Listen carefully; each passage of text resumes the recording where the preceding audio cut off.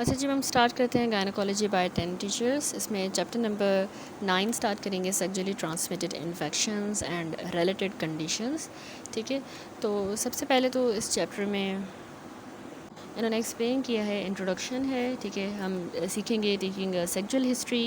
ठीक है, इसके अलावा caring for the transgender and non binary individuals, testing for the sexually transmitted infections और जो एसोसिएटेड कंडीशंस होती हैं, इन्फेक्टिव कॉजेज़ देखेंगे विजाइनल डिस्चार्ज का, सर्विसाइटिस क्या है, pelvic inflammatory disease, pelvic inflammatory disease के अलावा viral sexually transmitted infections and systemic manifestations, syphilis, HIV, conclusion, further reading and then self assessment.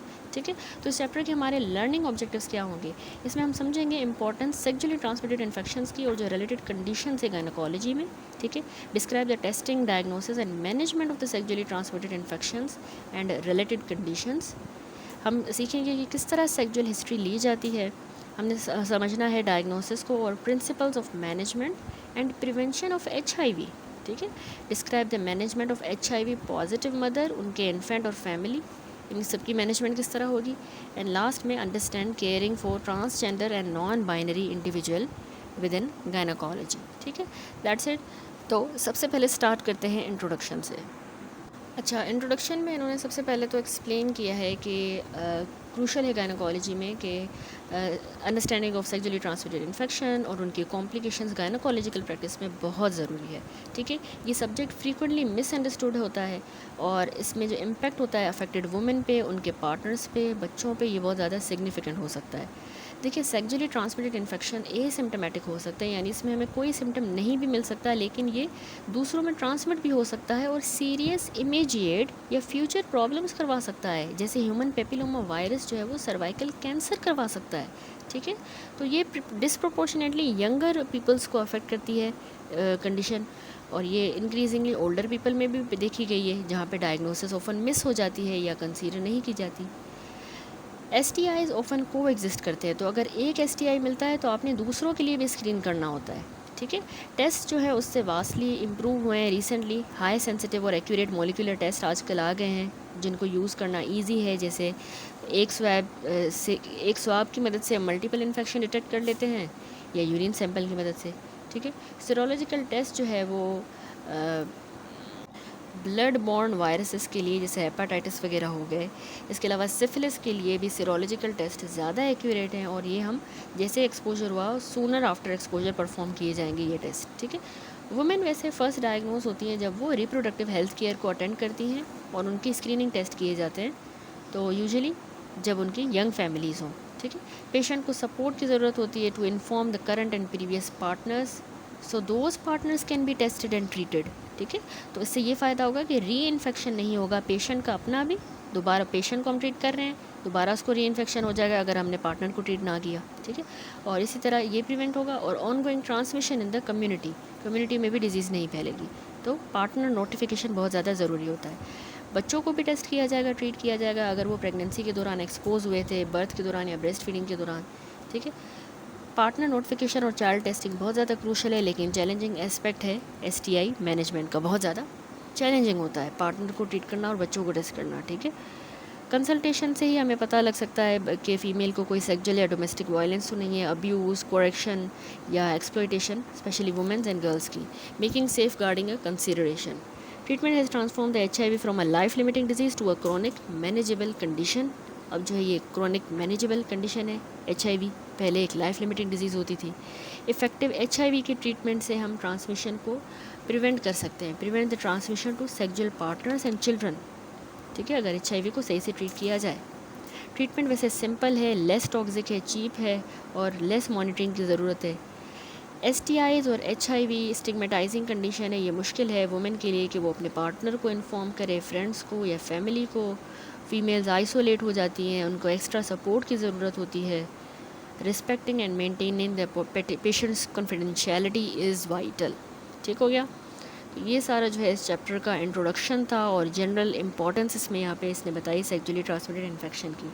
तो सबसे पहले हम स्टार्ट करते हैं टेकिंग अ सेक्सुअल हिस्ट्री से।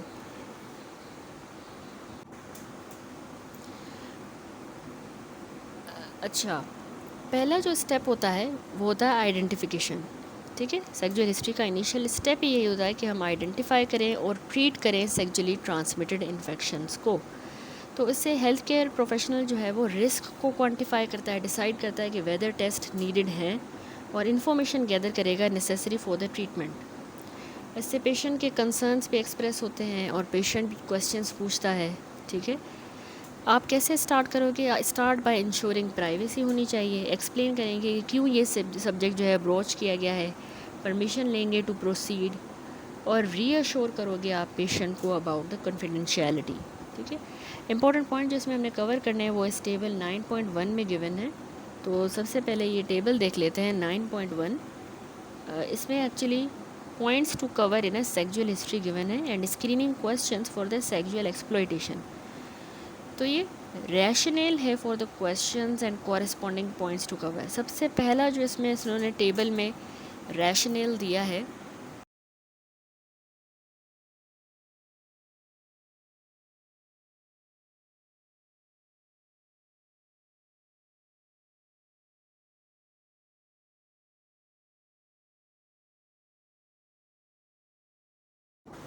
वो है कि assessment of clinical needs and symptoms, ठीक है। उसमें पहला क्वेश्चन आपने यही करना है, वाई पेशेंट इज़ अटेंडिंग। इसमें जो आप पॉइंट करोगे क्यों पेशेंट जो है, रीज़न क्या है प्राइमरी विजिट की। दूसरा कि अगर सिम्टम प्रेजेंट हैं, एक्सप्लोर द स्पेसिफिक फीचर्स, यानी आपने डिटेल डिस्क्रिप्शन लेनी है करंट सिम्टम की, डिस्चार्ज है, पेन है, इचिंग है, उस सब की आपने कंप्लीट डिटेल लेनी है, ठीक है। हर एक सिम्टम को आपने एक्सप्लोर करना है। तीसरा, हिस्ट्री ऑफ द पास्ट या current STI including HIV status, यानी अगर पहले STI हुआ था प्रीवियस या HIV का स्पेशली आपने लाजमी पूछना है, ठीक है। तो ये हो गया पहला, assessment of clinical need and symptom. उसके बाद आता है अगला rational, sexual and other exposure to guide the testing decision. आपने सेक्सुअल एक्सपोजर का पूछना है, partner detail and other exposure. Sexual exposure में आप पूछोगे आगे कितने पार्टनर्स जो है पिछले 3 माह में थे एंड कितने नंबर ऑफ पार्टनर थे और टाइप ऑफ सेक्स एक्ट कौन सा था, ओरल था, वेजाइनल, एनल, कॉन्डोम यूज़ किया था, to assess the risk and guide which test are needed. दूसरा, पार्टनर डिटेल में आपने पार्टनर नोटिफिकेशन की जो है इन्फॉर्मेशन गैदर करनी है ताकि आप कॉन्टैक्ट ट्रेसिंग करो, किस कंट्री में है, कहाँ से है ओरिजिन, जेंडर क्या है पार्टनर का, are they contactable, did they have symptom और they know to have any STI, उनको पता था कि उनको कोई STI है, what was the nature of relationship and is it going, अभी भी आपका वो है रिलेशनशिप। तो यानी आप पार्टनर नोटिफिकेशन ले रहे हो, कॉन्टैक्ट ट्रेसिंग कर रहे हो, उससे आप रिस्क को असेस करोगे of the specific infection and understanding the context of exposure, ठीक है। तीसरा, इसी में आपने अदर एक्सपोजर्स का भी पूछना है, IV ड्रग यूज़ और इसके अलावा हाई रिस्क टैटू या पियर्सिंग या मेडिकल प्रोसीजर्स का, ठीक है। तो ब्लड बॉर्न वायरसेस का इसमें आइडिया हो जाएगा आपको, जैसे हेपेटाइटिस वगैरह, ठीक हो गया। Then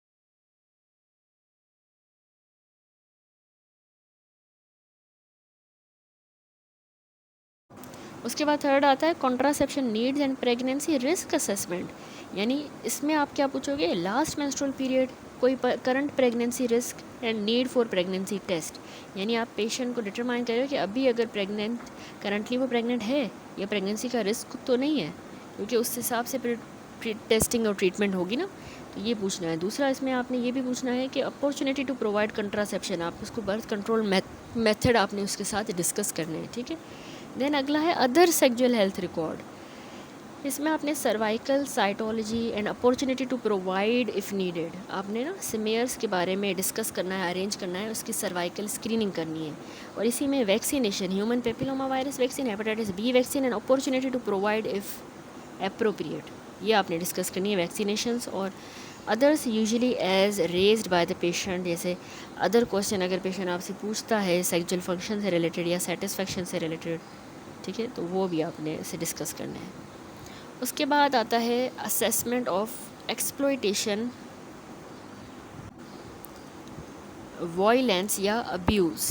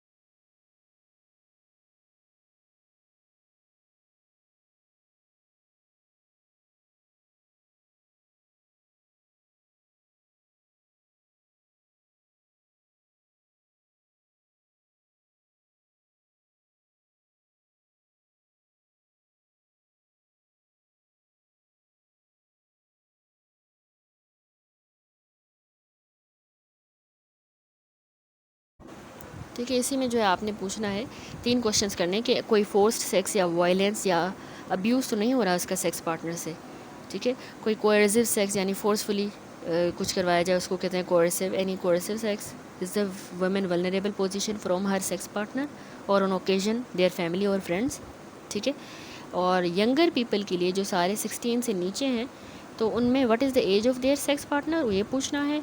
do they receive the presents for sex, do they attend school, do they have supportive family member and friends who know their partner and their vulnerability concern। तो आप यानी सेफ गार्डिंग क्वेश्चंस पूछ रहे हो sexual minors से to detect the potential sexual exploitation. अच्छा, एक ये कंपोनेंट रह गया, इसमें इन्होंने एक्सप्लेन किया assessment of risk behaviour open to health promotion. इसमें आपने क्या पूछना है, alcohol, smoking, recreational drug use assessment, brief intervention या साइन पोस्ट टू सर्विसेज।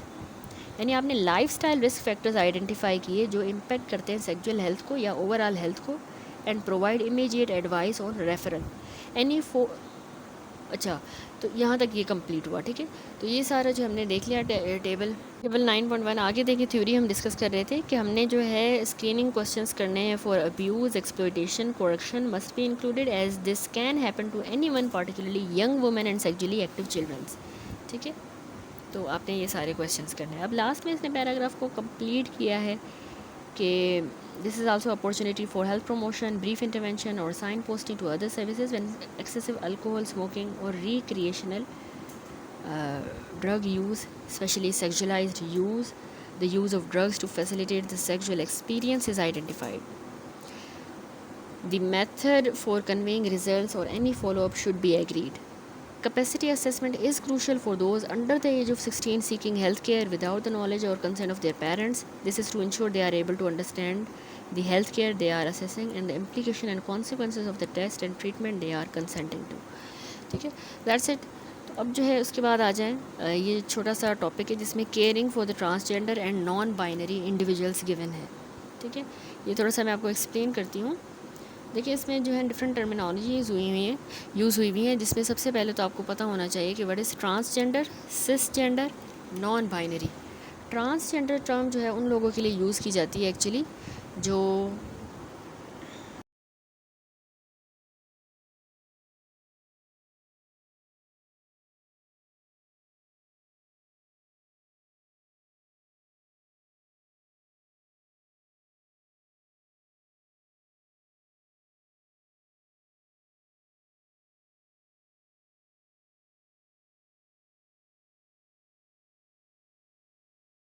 अच्छा, उस पैराग्राफ को छोड़ें आप आगे यहाँ पे आ जाएं। ट्रांसजेंडर मैं बता रही थी, ट्रांसजेंडर टर्म वो लोग जेंडर आइडेंटिटी जिसकी डिफरेंट है from the sex they were assigned at birth.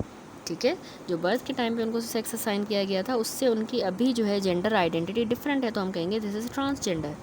Cisgender describe the people whom gender identity is congruent, यानी मैच कर रही है, कॉन्ग्रुएंट है with the sex they were assigned at birth.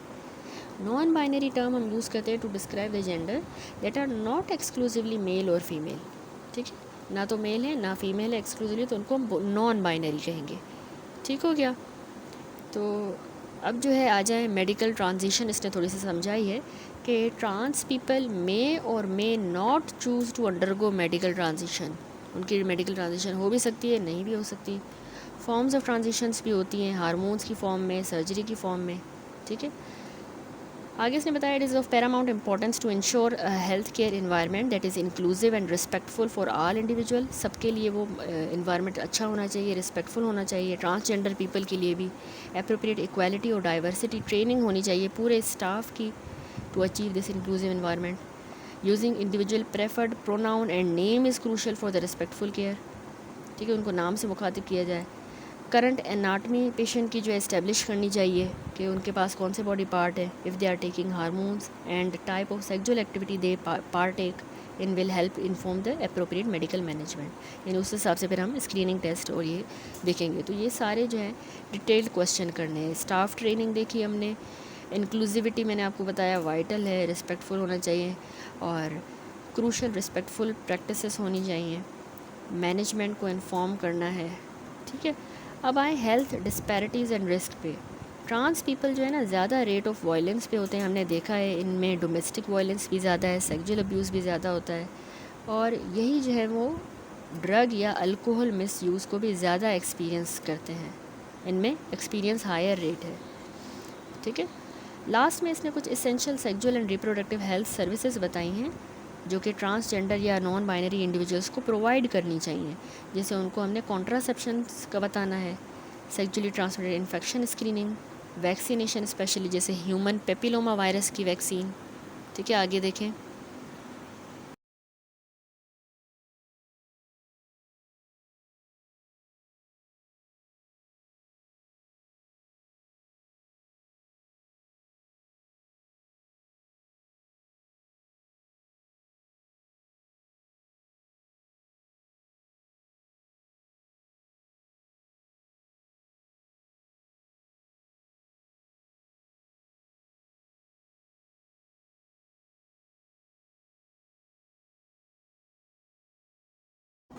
इसके अलावा HIV management in line with the national recommendations, HIV prevention, pre exposure prophylaxis भी देनी है, post exposure prophylaxis when needed and cervical screening, ठीक है, सर्वाइकल कैंसर के लिए। That's it. उसके बाद ये अगला छोटा सा टॉपिक है जिसमें टेस्टिंग है for sexually transmitted infection and associated conditions, ठीक है।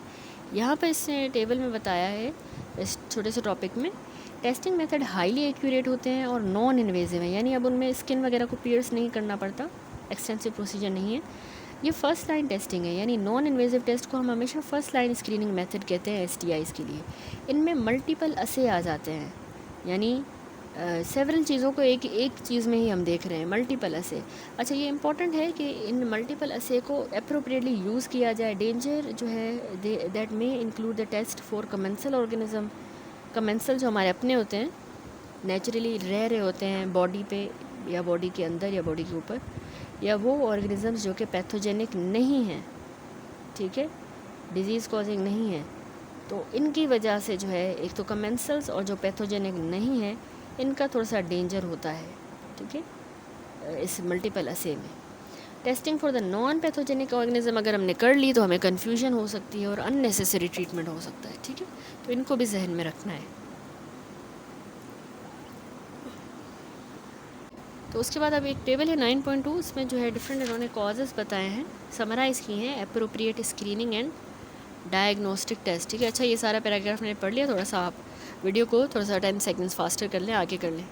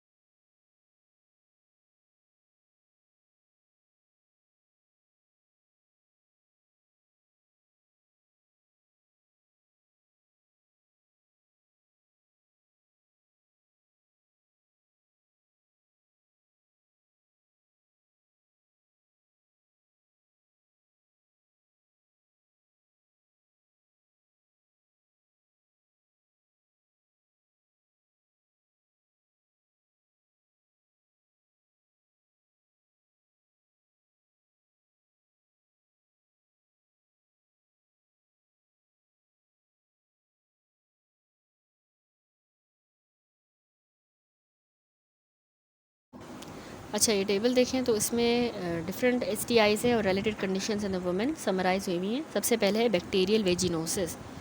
अच्छा, बैक्टीरियल वेजिनोसिस में हमने जो टेस्ट करने होते हैं, एक तो हम माइक्रोस्कोपी करते हैं वेजाइनल डिस्चार्ज की, या एमसेल्स क्राइटेरिया होता है, इसमें लिखा नहीं हुआ एमसेल्स क्राइटेरिया। क्या करते हैं हम माइक्रोस्कोप पे जो है वेजाइनल डिस्चार्ज को हम एग्जामिन करेंगे, सैंपल लेंगे वेजाइनल डिस्चार्ज का।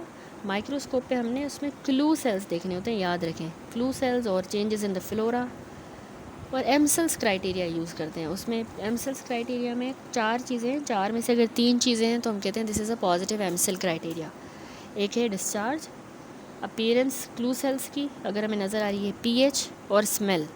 इनमें से अगर हमें 4 में से 3 चीज़ें मिल रही हैं, डिस्चार्ज, स्मेल, अपीयरेंस और पीएच, अपीयरेंस में क्लू सेल्स, ठीक है, तो हम कहते हैं this is positive Amsel criteria. लेकिन ये इतना नहीं है आजकल। वैसे हम माइक्रोस्कोपी करते हैं बैक्टीरियल वेजाइनोसिस में। और दूसरा, वैसे टेस्ट करने की ज़रूरत नहीं है अगर फीमेल को सिम्टम नहीं हो रहे, ठीक है। दूसरी कंडीशन है कैंडिडियासिस। कैंडिडियासिस में हमने माइक्रोस्कोपी भी करनी होती है वेजाइनल डिस्चार्ज की, और यानी हम उसको माइक्रोस्कोपी पे डायग्नोस करेंगे, हमें ईस्ट स्पोर्स या सूडो हाइफी नज़र आएंगे। दूसरा, कल्चर भी हम कर सकते हैं अगर हमें माइक्रोस्कोपी नेगेटिव मिल रही है या इन्फेक्शन अभी भी है, तो हम कल्चर भी करवाते हैं कैंडिडिया का, ठीक है। टेस्टिंग इज़ नॉट नीडेड अगर पेशेंट एसिम्प्टोमेटिक है, ठीक हो गया। दूसरा, अगली कंडीशन है ट्राइकोमोनियासिस। ट्राइकोमोनियासिस जो है इसमें नाथ किया जाता है, nucleic acid amplification test, swab लेते हैं हम, वल्वा वेजाइनल स्वाब। ये गोल्ड स्टैंडर्ड होता है और हाई सेंसिटिव और स्पेसिफिसिटी है इसकी, ठीक है, नाथ की। तो वैसे कल्चर हम वेट माउंट पे करते हैं, ये BCQ भी आता है, कल्चर या wet mount microscopy vaginal discharge की, ये भी अल्टरनेटिव है। वेट माउंट पे हमें ना वो माइक्रोस्कोप पे हमें ट्राइकोमोनास वेजाइनलिस मोबाइल नज़र आता है ऑर्गेनिज्म, ठीक है। तो ये 2 टेस्ट है, नाथ किया जाएगा या कल्चर या वेट माउंट किया जाएगा, ठीक है, अल्टरनेटिव है, लेकिन बेस्ट नाथ ही है। उसके बाद अगला जो है क्लेमाइडिया है। क्लेमाइडिया के लिए आपने याद रखना है कि, अच्छा वैसे ट्राइकोमोनासिस में भी सिम्टम नहीं है तो हम नहीं करेंगे, ठीक है। क्लेमाइडिया में भी नाथ ही किया जाएगा, वल्वो वेजाइनल स्वाब लेके, हाईली सेंसिटिव है इसमें, या याद रखिएगा प्रेफर्ड स्क्रीनिंग है क्लेमाइडिया की, न्यूक्लिक एसिड एम्प्लीफिकेशन टेस्ट, नाथ, ठीक है। अगर हिस्ट्री है रिसेप्टिव ओरल या एनल सेक्स की तो हम वहाँ से भी स्वाब्स लेंगे, एक्स्ट्रा स्वाब हम फेरिंग से ले लेंगे, रेक्टम से ले लेंगे, ताकि इन्फेक्शन को हम लोकलाइज करें। गुनोरिया की बात करूँ तो गुनोरिया में भी हाईली सेंसिटिव है NAAT, nucleic acid amplification test from the vulvovaginal swab, ठीक है। और कल्चर हम मस्ट लेंगे, अगर गुनोरिया का नाथ पॉजिटिव आता है तो उसमें कल्चर हमें मस्ट लेना होता है, क्योंकि उससे फिर हम एंटीबायोटिक रेजिस्टेंस को भी देखेंगे, क्योंकि आजकल वो मेन कंसर्न है। तो वैसे हम स्टैंड अलोन डायग्नोस्टिक टेस्ट के तौर पे भी कल्चर कर सकते हैं, लेकिन ज़्यादा बेहतर ये नाथ किया जाए गुनोरिया के लिए। नाथ अगर पॉजिटिव आता है तो फिर हम जो है गुनोरिया के लिए कल्चर करेंगे, ठीक है। अच्छा, HIV की बात करें, अच्छा वैसे गुनोरिया में ओरल और एनल सेक्स की वजह से जो है यहाँ से भी स्वाब्स ले सकते हैं, ठीक है। उसके बाद आता है HIV। HIV की सीरोलॉजी की जाती है for the combined HIV1+2 antibodies, preferably in the combination with HIV P24 antigen. याद रखिएगा कि स्टैंडर्ड स्क्रीनिंग टेस्ट जो है वो सीरोलॉजी है, जिसमें हम एंटीबॉडीज़ देखते हैं HIV1 और 2 के लिए, और उसको हम कंबाइंड टेस्ट करते हैं with for the P24 antigen, ठीक है। वायरल प्रोटीन है जो एंटीबॉडी से ही पहले अपीयर होता है, P24 एंटीजन। तो इस कॉम्बिनेशन से window period for detection reduce हो जाता है, ठीक है। सीरोलॉजी टेस्ट भी किया जा सकता है, एंटीबॉडीज़ देखी जाएंगी HIV1-2 के लिए या P24 एंटीजन। दूसरा, HIV के लिए टेस्ट हम तब हम ना dried blood spot card use करके कर सकते हैं, ड्राइड ब्लड स्पॉट कार्ड, या सलाइवा सैंपल भी ले सकते हैं। नियर पेशेंट हम POCTs भी कर सकते हैं, तो उससे क्विक रिजल्ट मिलेगा आउटसाइड द लेबॉर्ट्री, ठीक है। सिफिलिस पे आ जाए, सिफिलिस में सीरोलॉजी की जाती है, ट्रिपोनिमल टेस्ट होता है, यूजुअली EIA हम करते हैं, एंजाइम लिंक्ड इम्यूनोअसे, ठीक है। ये दो स्टेजेस में किया जाता है सिफिलिस की टेस्टिंग, आगे इस टॉपिक में भी मैं डिटेल में आपको एक्सप्लेन करूँगी। पहला होता है ट्रिपोनिमल टेस्ट, EIA, जो स्क्रीनिंग के लिए यूज़ होता है। अगर ये पॉजिटिव आता है तो हम नॉन ट्रिपोनिमल टेस्ट टाइटर परफॉर्म करते हैं, ताकि इन्फेक्शन को और ट्रीटमेंट को मॉनिटर करें, फिर सीरोलॉजी करवाते हैं, ठीक है। पहला यही होता है EIA, एंजाइम लिंक्ड इम्यूनोअसे। ट्रिपोनिमल करेंगे, अगर पॉजिटिव आता है तो नॉन ट्रिपोनिमल। हेपेटाइटिस B और C के लिए हमें पता है सीरोलॉजी की जाती है, हेपेटाइटिस B कोर एंटीबॉडी की या सरफेस एंटीजन।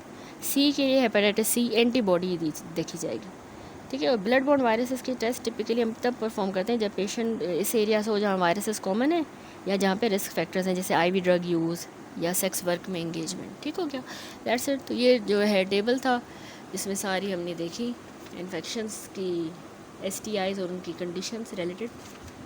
तो सबसे पहला जो है अभी हम स्टार्ट करेंगे infective causes of vaginal discharge में। पहला टॉपिक है बैक्टीरियल वेजिनोसिस। ठीक है, what is bacterial vaginosis? Actually ये सारे हम पढ़ रहे हैं वेजाइनल डिस्चार्ज के इन्फेक्टिव कॉज। ठीक है, याद रखिए बैक्टीरियल वेजिनोसिस जो है कॉमनेस्ट कॉज है, मोस्ट फ्रीक्वेंट कॉज बनता है एबनॉर्मल वेजाइनल डिस्चार्ज का। 55 to 50% फीमेल कोहार्ट पूरी दुनिया में अफेक्ट हुई हैं, रिपोर्ट हुई हैं। वजह तो उसकी नहीं पता, लेकिन इसमें हेल्दी जो हमारे लैक्टोबैसिलाई फ्लोरा होता है ना, वो ख़त्म हो जाता है, डिप्लीट हो जाता है, और pH वेजाइना की एलिवेट हो जाती है अबव 4.5।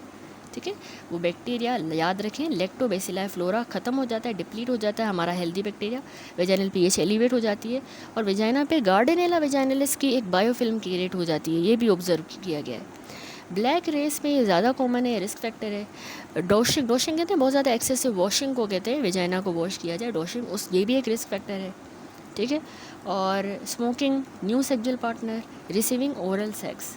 ठीक है, इसमें बैक्टीरियल वेजिनोसिस में याद रखें ऑफेंसिव किस्म का बदबूदार वेजाइनल डिस्चार्ज होता है, ऑफन उसको फिशी मैल ऑर्डर भी कहा जाता है।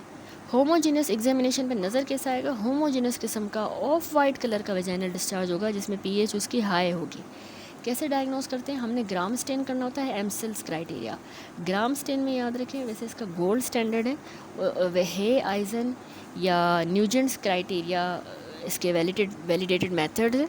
ठीक है, देखिए एग्जामिनेशन पे हमें homogeneous of white vaginal discharge नज़र आएगा। ठीक है, डायग्नोसिस में गोल्ड स्टैंडर्ड हमारा ग्राम स्टेन है, दूसरा एमसेल क्राइटेरिया, 4 में से 3 चीज़ें अगर मिल रही हैं, homogeneous discharge, high pH, microscopy पे क्लू सेल्स, या फिशी ऑर्डर। फिशी ऑर्डर कब आएगा? 10% पोटेशियम हाइड्रोक्साइड जब हम ऐड करेंगे, इसको कहते हैं विफ टेस्ट। ठीक है, विफ टेस्ट कहते हैं। अच्छा, अब इसमें जो एसोसिएटेड पैथोलॉजीज होती है ना बैक्टीरियल वेजिनोसिस के साथ ही पेशेंट को पेल्विक इन्फ्लामेटरी डिजीज़ हो सकती है, पोस्ट हिस्टेरेक्टमी वेजाइनल कफ सेल्यूलाइटिस हो सकती है, और प्रेगनेंसी में प्री टर्म बर्थ करवा सकता है। यहाँ देखिए ये क्लू सेल्स आपको नज़र आ रहे हैं, फिगर है ना, ये क्लू सेल्स हैं बैक्टीरियल वेजिनोसिस में। ये अगर हमें नज़र आए, स्मेल आए, फिशी ऑर्डर, हाई pH हो, या होमोजीनस डिस्चार्ज अगर नज़र आए, चारों में से 3 मिल रहे हैं, तो हम कहते हैं एमसेल क्राइटेरिया। ठीक है, तो मैं पैथोलॉजीज बता रही थी कि बैक्टीरियल वेजिनोसिस के साथ PID हो सकता है, पोस्ट हिस्टेरेक्टमी वेजाइनल कफ सेल्यूलाइटिस। प्रेग्नेंट वुमेन को अगर हुआ है बैक्टीरियल वेजिनोसिस तो बच्चा प्री टर्म होगा, रप्चर ऑफ मेम्ब्रेन होंगे, मिसकैरेजेस हो सकते हैं। ठीक है, इसी में HIV के एक्विजिशन ज़्यादा रिस्क होता है, जिसको बैक्टीरियल वेजिनोसिस है उसको HIV का रिस्क ज़्यादा है। ट्रीटमेंट यही है कि आपने IV में या ओरल में मेट्रोनिडाजोल या क्लिंडामाइसिन देना होता है सिम्टोमेटिक वुमेन को, those who elect for treatment specially before gynaecological surgery. और वुमेन जो कि अवॉइड कहना है कि आप एक्सेसिव वॉश ना करें वेजाइना को, एक्सेसिव जेनाइटल वॉशिंग ना करें, वेजाइनल डॉशिंग अवॉइड करें। ठीक है, तो ये हो गया बैक्टीरियल वेजिनोसिस। ठीक है, उसके बाद अगला टॉपिक आता है वल्वो वेजाइनल कैंडिडियासिस या थ्रश जिसको हम कहते हैं। ठीक है,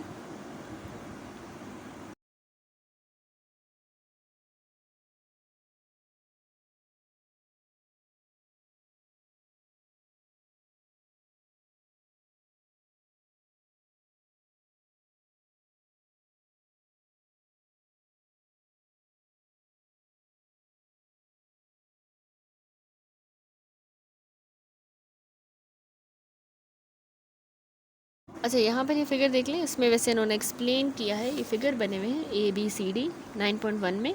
देखिए ये वेजाइनल एंड सर्वाइकल फ्लोरा है, 1000 टाइम्स इसको मैग्नीफाई किया है। इसमें आपको ये सारे नॉर्मल लैक्टोबैसिलाई नज़र आ रहे हैं, लार्ज ग्राम पॉजिटिव रॉड्स हैं ये लैक्टोबैसिलाई जो हमारे नॉर्मल होते हैं। ठीक है, तो ये नॉर्मल है, नॉर्मल फिगर इस तरह होती है। Squamous epithelial cells gram negative हैं with the large amount of cytoplasm. साथ में ये बी फिगर देखिए, इसमें कैंडिडियासिस है, इसमें देखिए स्पेक्ल्ड ग्राम पॉजिटिव स्पोर्स आपको नज़र आ रही है, और ये लंबी लंबी सी सूडो हाइफी नज़र आ रही है। ये न्यूमरस पोलीमॉर्फ भी आपको नज़र आ रहे हैं, और बैक्टीरियल फ्लोरा एबनॉर्मल हो गया है यहाँ पे। तो ये बिल्कुल बैक्टीरियल वेजिनोसिस को रिजेंबल कर रहा है वैसे कैंडिडिया। सी फिगर में ये बैक्टीरियल वेजिनोसिस है जिसमें ओवर ग्रोथ हो गई है एनारोबिक ऑर्गेनिज्म की, जैसे गार्डेनेला वेजाइनलिस, जो हमें स्मॉल ग्राम वेरिएबल कोकाई नज़र आ रहे हैं, ये गार्डेनेला है। और लैक्टोबैसिलाई का नंबर देखिए कम हो गया है। ये आपको बड़ा सा एक क्लू सेल भी इसमें नज़र आ रहा होगा। अच्छा, क्लू सेल जो ये लेफ्ट साइड, हाँ ये क्लू सेल है। Epithelial cell covered with small bacteria so the as of the cell is obscured. Last जो फिगर है डी फिगर, इसमें आपको ट्राइकोमोनियासिस नज़र आ रहा है। अनस्टेन्ड वेट माउंट है वेजाइनल फ्लूइड का, ट्राइकोमोनियासिस वेजाइनलिस इन्फेक्शन वाली वुमेन का। इसमें आपको कौन शेप का देखें फ्लैजिलेटेड ऑर्गेनिज्म सेंटर पे ये नज़र आ रहा है, जिसमें देखें एक इसकी ये टर्मिनल स्पाइक है और ये 4 फ्लैजिला उसमें से निकल रहे हैं। ठीक है, 4 फ्लैजिला हैं, ये आगे टर्मिनल स्पाइक है, ये ऑर्गेनिज्म है। ये वेट माउंट पे ऐसा दिखता है। इन प्रैक्टिस ऑर्गेनिज्म को हम माइक्रोस्कोपी पे आइडेंटिफाई करते हैं by the movement with the amoeboid motion and its flagellated waving. ठीक हो गया। तो ये मैंने कहा फिगर दिखा दूँ आप लोगों को। तो यहाँ पे कंप्लीट होता है टॉपिक बैक्टीरियल वेजिनोसिस। अब जो है अगला टॉपिक है वल्वो वेजाइनल कैंडिडियासिस यानी थ्रश। अच्छा, ईस्ट जो है ना कैंडिडा स्पीशीज़, मोस्ट ऑफन जो कैंडिडा एल्बिकन है, ये वल्वल और वेजाइनल इन्फ्लामेशन करवाती है, वल्वा की और वेजाइना की। कैंडिडा स्पीशी क्या करती है, वेजाइना को 20% ऑफ द वुमेन में कॉलोनाइज करती है in their reproductive years, rising up to 40% in the pregnancy, often asymptomatically. ठीक है, सिम्टम्स क्या होते हैं इसमें, इचिंग होती है फीमेल को, इरिटेशन होती है, और typically white curdy vaginal discharge होता है। ठीक है, इचिंग होगी, इरिटेशन होगी और वाइट बिल्कुल योगर्ट की तरह, दही की तरह जो है कर्डी विजाइनल डिस्चार्ज होगा। एग्जामिनेशन पे ना हमें इन्फ्लामेशन के साइंस नज़र आएंगे, एरिथमा होगा, oedema, fissuring of the vulva vagina, plus discharge भी होगा। ठीक है, इन्फ्लामेशन वाले साइन। तो फ्रीक्वेंट सिम्टम का रिस्क फैक्टर क्या है, अगर फीमेल डायबिटीज़ है, इम्यूनो कॉम्प्रोमाइज्ड है, प्रेगनेंसी है, तो उसमें ज़्यादा रिस्क होता है। ठीक है, फ्रीक्वेंट सिम्टम्स होंगे। डायग्नोसिस में वही हम माइक्रोस्कोपी और कल्चर करते हैं। ट्रीटमेंट में आपने लगाने के लिए टॉपिकल इंट्रावेजाइनल पेसरीज दी जाएंगी।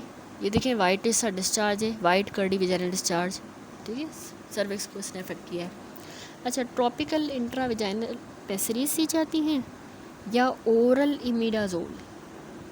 इसी तरह टॉपिकल वल्वल एंटीफंगल भी दिए जाते हैं and use of the aqueous cream to provide symptomatic relief. ठीक है, एक्वस क्रीम दी जाती है।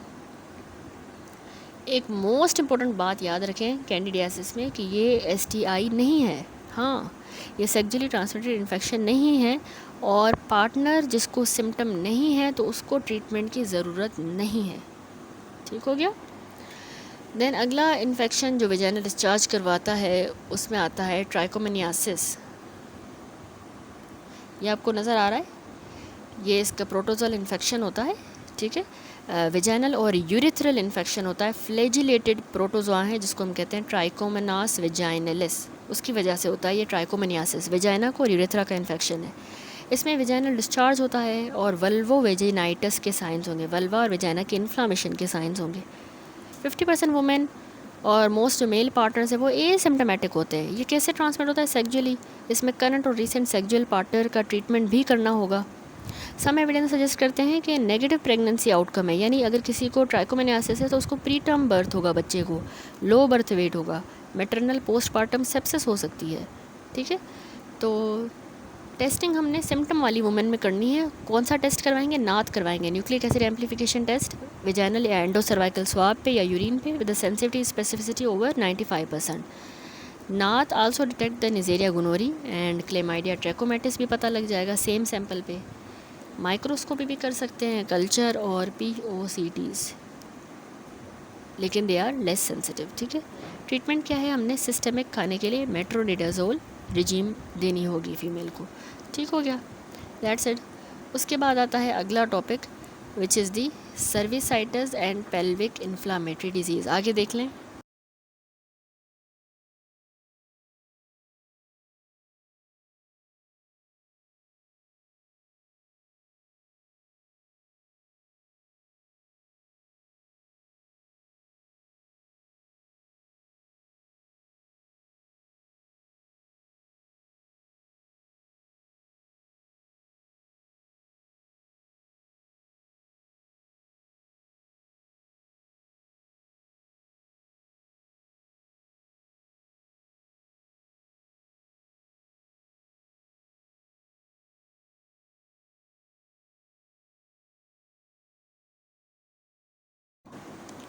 अच्छा, cervicitis and PID pelvic inflammatory disease. अच्छा, इसकी तरफ जो है वो जाने से यहाँ तक जो है हमने ये डिस्कस किया। Cervicitis and pelvic inflammatory disease में हम डिस्कस करेंगे गोनोरिया, क्लेमाइडिया और माइकोप्लाज्मा जेनिटेलियम, जो कि न्यू एडिशन में है, पुराने एडिशन में नहीं है। ठीक है, तो सबसे पहला टॉपिक जो है हम देख लेते हैं गोनोरिया। ठीक है, गोनोरिया देखिए इन्फेक्शन जो है नेज़ेरिया गोनोरी की वजह से होता है, सेक्सुअल कांटेक्ट से ये होता है। साइमल्टेनियस हमने करंट और रीसेंट सेक्सुअल पार्टनर को भी ट्रीट करना होगा। एसिम्प्टोमेटिक होता है 50% केसेस में। कॉमन सिम्टम क्या है? एल्टर्ड वेजाइनल डिस्चार्ज होगा और लोअर एब्डोमिनल पेन रहता है 25% केसेस में। ठीक है, ये इसके बाकी साइड्स भी होती हैं, आपने याद रखना है। रेक्टल इन्फेक्शन और देखिए ये फेरिंजियल इन्फेक्शन भी ये करवाता है, फिगर भी बने हुए हैं। ठीक है, रेक्टल इन्फेक्शन क्योंकि अगर ट्रांसम्यूकोजल स्प्रेड हो रिसेप्टिव एनल सेक्स तो उससे होगा। फेरिंजियल इन्फेक्शन तब होगा जब रिसेप्टिव ओरल सेक्स हो and is nearly always asymptomatic. ठीक है, तो ये गोनोरिया जो है अदर साइड से, वैसे ये एंडो सर्वाइकल सिम्टम्स करवाता है। एग्जामिनेशन पे हमें सर्विसाइटिस मिलेगा। ठीक है, ऑफन एग्जामिनेशन नॉर्मल भी हो सकता है, लेकिन सर्विक्स की इन्फ्लेमेशन विथ और without the म्यूकोपैरुलेंट discharge.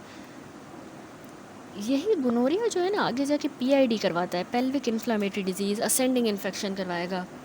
Rarely डाइसेमिनेटेड gonococcal infection हो सकता है ब्लड के थ्रू, अगर ये पूरी बॉडी में फैल गया तो उसमें नॉन ब्लैंचिंग किस्म की परप्यूरिक रैश हो जाती है, या और मोनो आर्टिकुलर आर्थराइटिस हो जाता है वेट बियरिंग जॉइंट्स में। ठीक है, इसके अलावा ऑफ्थेल्मिक एंड नियोनेटल में ऑफ्थेल्मिक इन्फेक्शन जो है वो inoculation with the infected genital secretions.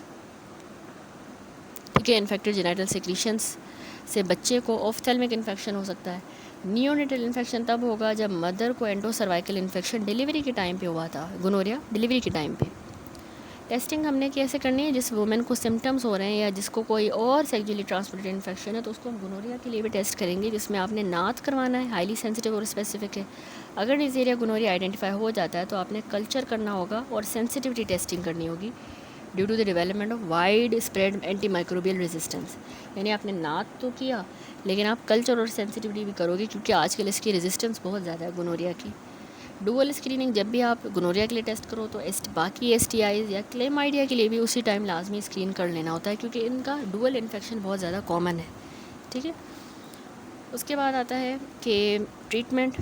Gonorrhoea में आपने पारेंटली 3rd जनरेशन सेफेलोस्पोरिन देने होते हैं, प्लस आप एजिथ्रोमाइसिन देते हो।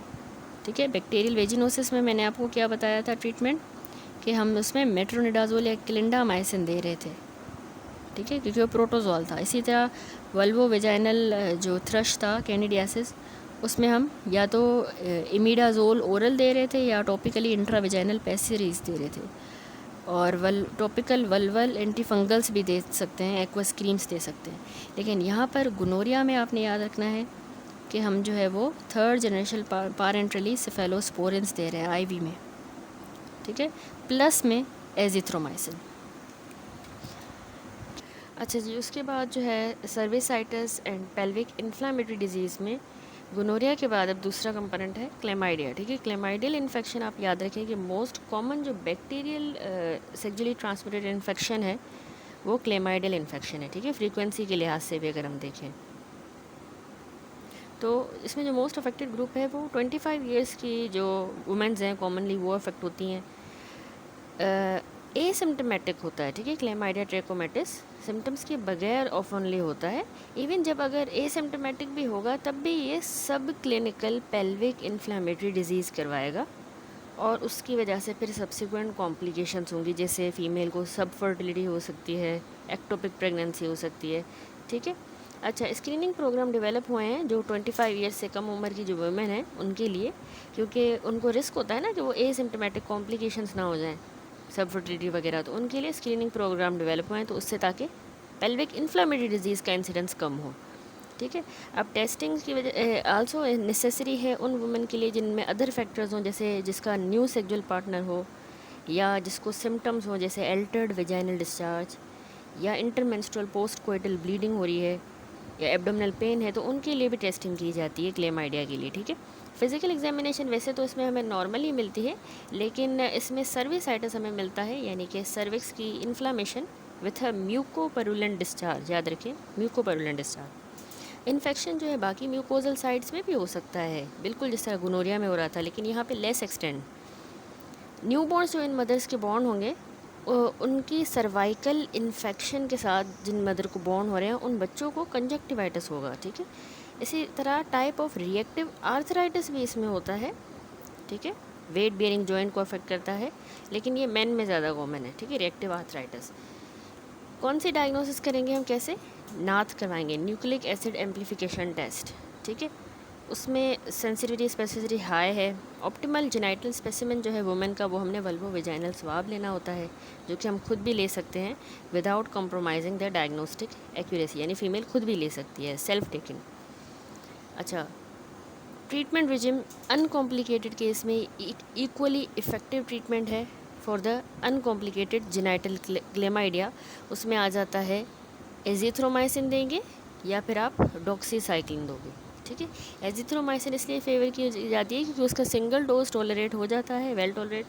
अच्छा, एक और बात बहुत इंपॉर्टेंट कि इसमें साइमल्टेनियस ट्रीटमेंट हमने करंट और रीसेंट जो उसके फीमेल के सेक्सुअल पार्टनर्स हैं उनका भी करना होता है, मैंडेटरी है, ठीक है। वरना अगेन जो है फीमेल को बार बार रिकरेंट इन्फेक्शन हो जाएगा, वो ठीक तो हो रही होगी लेकिन दोबारा अगेन जो है पार्टनर से रिकरेंट इन्फेक्शन उसको हो रहे होंगे जब तक पार्टनर को क्योर नहीं किया जाएगा। तो दोनों का इसमें ट्रीटमेंट करना है, ठीक हो गया।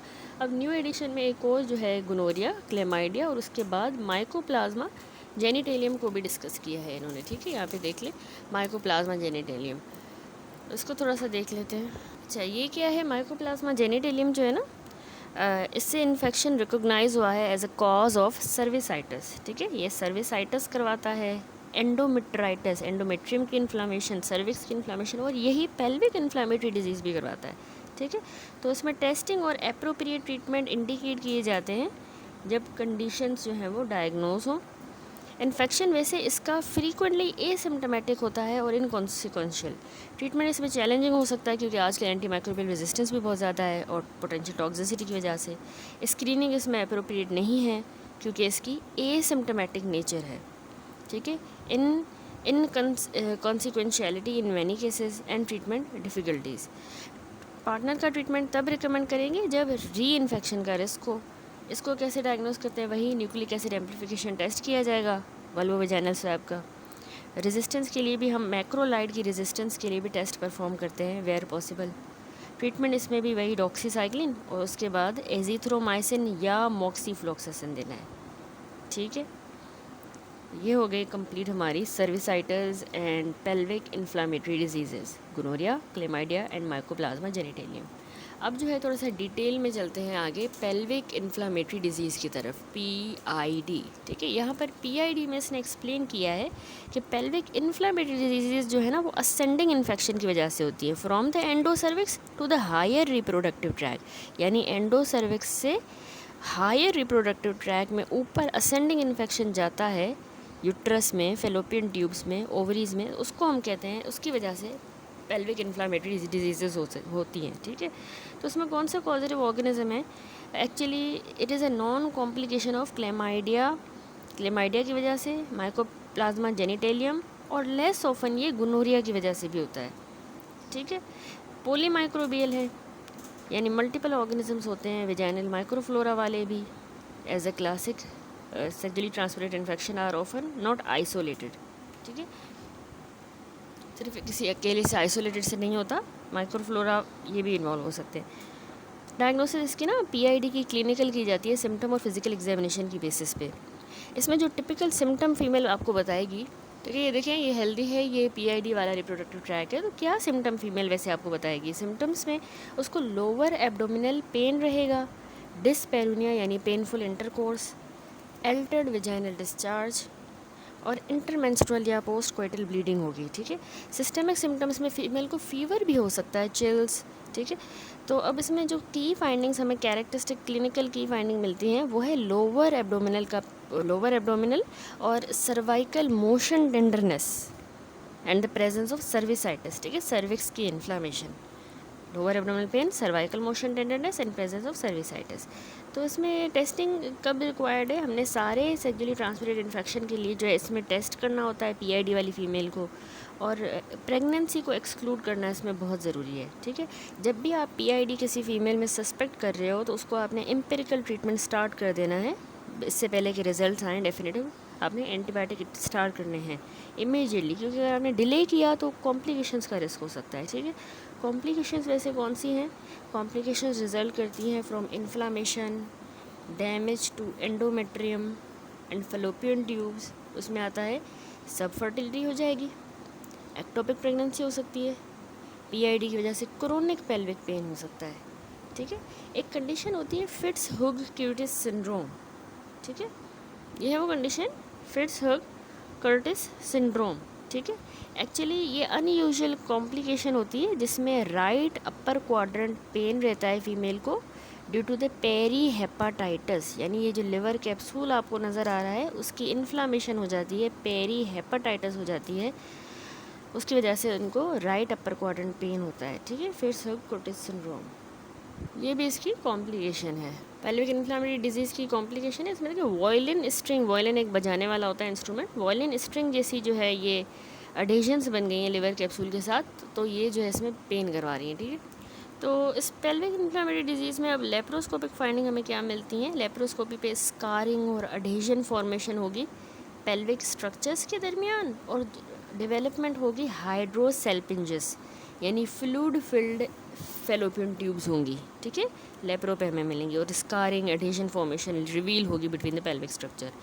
आईयूडी कंसीडर कब करेंगे, इफ़ इंट्रायूट्राइन डिवाइस अगर है प्लेस में तो उसको हमने रिमूव करना होता है, स्पेशली अगर इनिशियल ट्रीटमेंट फेल हो गया है तो हम वो डिवाइस भी रिमूव करेंगे। प्रेगनेंसी रिस्क, ये बहुत इंपॉर्टेंट है कि आपने रिस्क ऑफ प्रेगनेंसी को कंसीडर करना है अगर जो है अनप्रोटेक्टेड सेक्स हुआ है इन द लास्ट वीक। ठीक है, प्रेगनेंसी जो है उसको लाजमी कंसीडर करना है। ट्रीटमेंट क्या है, 2 हफ्तों तक लास्ट करता है, फीमेल को देने हैं हमने, और उससे सारे कॉमन पैथोजेंस कवर हो जाएंगे। कौन सी रिजीम है, मैक्रोलाइड या टेट्रासाइक्लिन। ठीक है, मैक्रोलाइड या टेट्रासाइक्लिन जैसे डॉक्सीसाइक्लिन या एजीथ्रोमाइसिन, इसके साथ हमने प्लस करना है मेट्रोनिडाजोल। ठीक है, मैक्रोलाइड के साथ मेट्रोनिडाजोल या टेट्रासाइक्लिन के साथ आपने मेट्रोनिडाजोल देना है, along with parenteral 3rd generation cephalosporin at the start. ठीक है, 3rd जनरेशन सेफेलोस्पोरिन भी जो है एट दी स्टार्ट आपने देना है साथ में। तो ये इसमें जो है ट्रीटमेंट रिजीम है, 2 हफ्तों तक ये देना है। ठीक है, पार्टनर मैनेजमेंट क्या है, सेक्सुअल पार्टनर्स को भी साइमल्टेनियसली हम स्क्रीन करेंगे और एम्पिरिकल ट्रीटमेंट स्टार्ट करेंगे। पेशेंट को क्लियर इन्फॉर्मेशन बतानी है, देनी है हमने पॉसिबल सीक्वेल की जो आगे जाके लॉन्ग टर्म कॉन्सिक्वेंसेस हो सकते हैं इस इन्फेक्शन के। ठीक है, दैट्स इट। तो यहाँ पे पीआईडी भी कंप्लीट होता है। उसके बाद जो है आ जाता है ये next topic which is the viral sexually transmitted infection and systemic manifestation. Viral भी जो है होते हैं एसटीआई, जिसमें जेनाइटल हर्पीस है, genital वार्ट्स and human papilloma virus हम डिस्कस करेंगे। ठीक है, और इसमें अच्छा जेनाइटल हर्पीस जो है ये कॉजेटिव एजेंट हमें पता है कि 2 तरह के होते हैं। हर्पीस सिम्प्लेक्स वायरस होता है HSV type 1 and type 2। HS1 जो है ओरो लेबियल हर्पीस करवाता है जैसे कोल्ड सोर्स। ठीक है, और कॉमन कॉज है and is a common cause of genital herpes. ठीक है, ऑफन चाइल्डहुड में जब एक्वायर हो। कौन सा, हर्पीस सिम्प्लेक्स वायरस 1 जो ओरो लेबियल हर्पीस करवाता है, कोल्ड सोर्स करवाता है, ये जेनाइटल हर्पीस का भी कॉमन कॉज है, ऑफन बचपन में चाइल्डहुड में एक्वायर होता है। ठीक है, तो इसकी लेटेंसी और रीएक्टिवेशन की बात करें, जब एक बार ये एक्वायर हो जाता है इनिशियल एक्विजिशन के बाद वायरस लेटेंसी इस्टेब्लिश करता है हमारे लोकल सेंसरी गैंग्लिया के अंदर, फिर आगे जाके वो फ्यूचर में वहीं गैंग्लिया में बैठा रहता है, फिर रीएक्टिवेट हो जाता है, उससे फिर वायरस शेडिंग होगी। ठीक है, एसिम्प्टोमेटिक शेडिंग होती है ज़्यादातर इन्फेक्शन की। Asymptomatic shedding is a primary way virus is transmitted, पता ही नहीं चलता शेडिंग हो रही है, दूसरों को लग रहा है। ठीक है, सब्सिक्वेंट रिकरेंस भी इसमें एसिम्प्टोमेटिक होती है, दोबारा से अगर ये गैंग्लिया में बैठा हुआ है ना, रिकरेंस होगी, पता ही नहीं चलता है। ठीक है, तो इसमें रिकरेंस रेट कितना है, हर्पीस सिम्प्लेक्स वायरस टाइप 2 के साथ ज़्यादा है और decrease in the frequency over time. ठीक है, टाइम के साथ जो है वो फिर इसकी फ्रीक्वेंसी कम हो जाती है। सिम्टम क्या होते हैं इसमें, पेशेंट को जो है ना जेनाइटल पेन रहता है, पेन याद रखिएगा, और डिसयूरिया यानी पेनफुल यूरिनेशन, हर्पीस इन्फेक्शन में एग्जामिनेशन फाइंडिंग में शुरू में हमें इनिशियल इन्फेक्शन में जो है ना मल्टीपल सुपरफिशियल टेंडर अल्सर्स मिलेंगे। आपको नज़र आ रहे हैं ये सारे अल्सर्स हैं, वेसिकल्स हैं। तो मल्टीपल सुपरफिशियल और टेंडर पेनफुल अल्सर्स मिलेंगे हमें एग्जामिनेशन पे। साथ में रीजनल लिम्फेडेनोपैथी भी होगी, स्वॉलन लिम्फ नोड। ठीक है, कैसे डायग्नोज करना है? हमने वही जेनाइटल स्वाब लेना है वायरस का, जेनाइटल लेजन से वायरस को डिटेक्ट करने के लिए। प्रेफर्ड टेस्ट इसमें पॉलीमरेज चेन रिएक्शन किया जाता है, पीसीआर, जिससे जो है टाइप ऑफ वायरस का पता लगता है। ठीक है, हर्पीस सिम्प्लेक्स टाइप 1 है या 2 है। सीरोलॉजी करवाएंगे, type specific serology IgG and IgM करवाएंगे हर्पीस सिम्प्लेक्स टाइप 1 के लिए, 2 के लिए, और डिटरमाइन करेंगे if the infection is primary और रिकरेंट। ठीक है, उससे आईजीजी या आईजीएम से पता चलेगा अभी हुआ है, प्राइमरी है या रिकरेंट है। आईजीएम होगी तो क्यूट है, जी होगी तो क्रॉनिक है।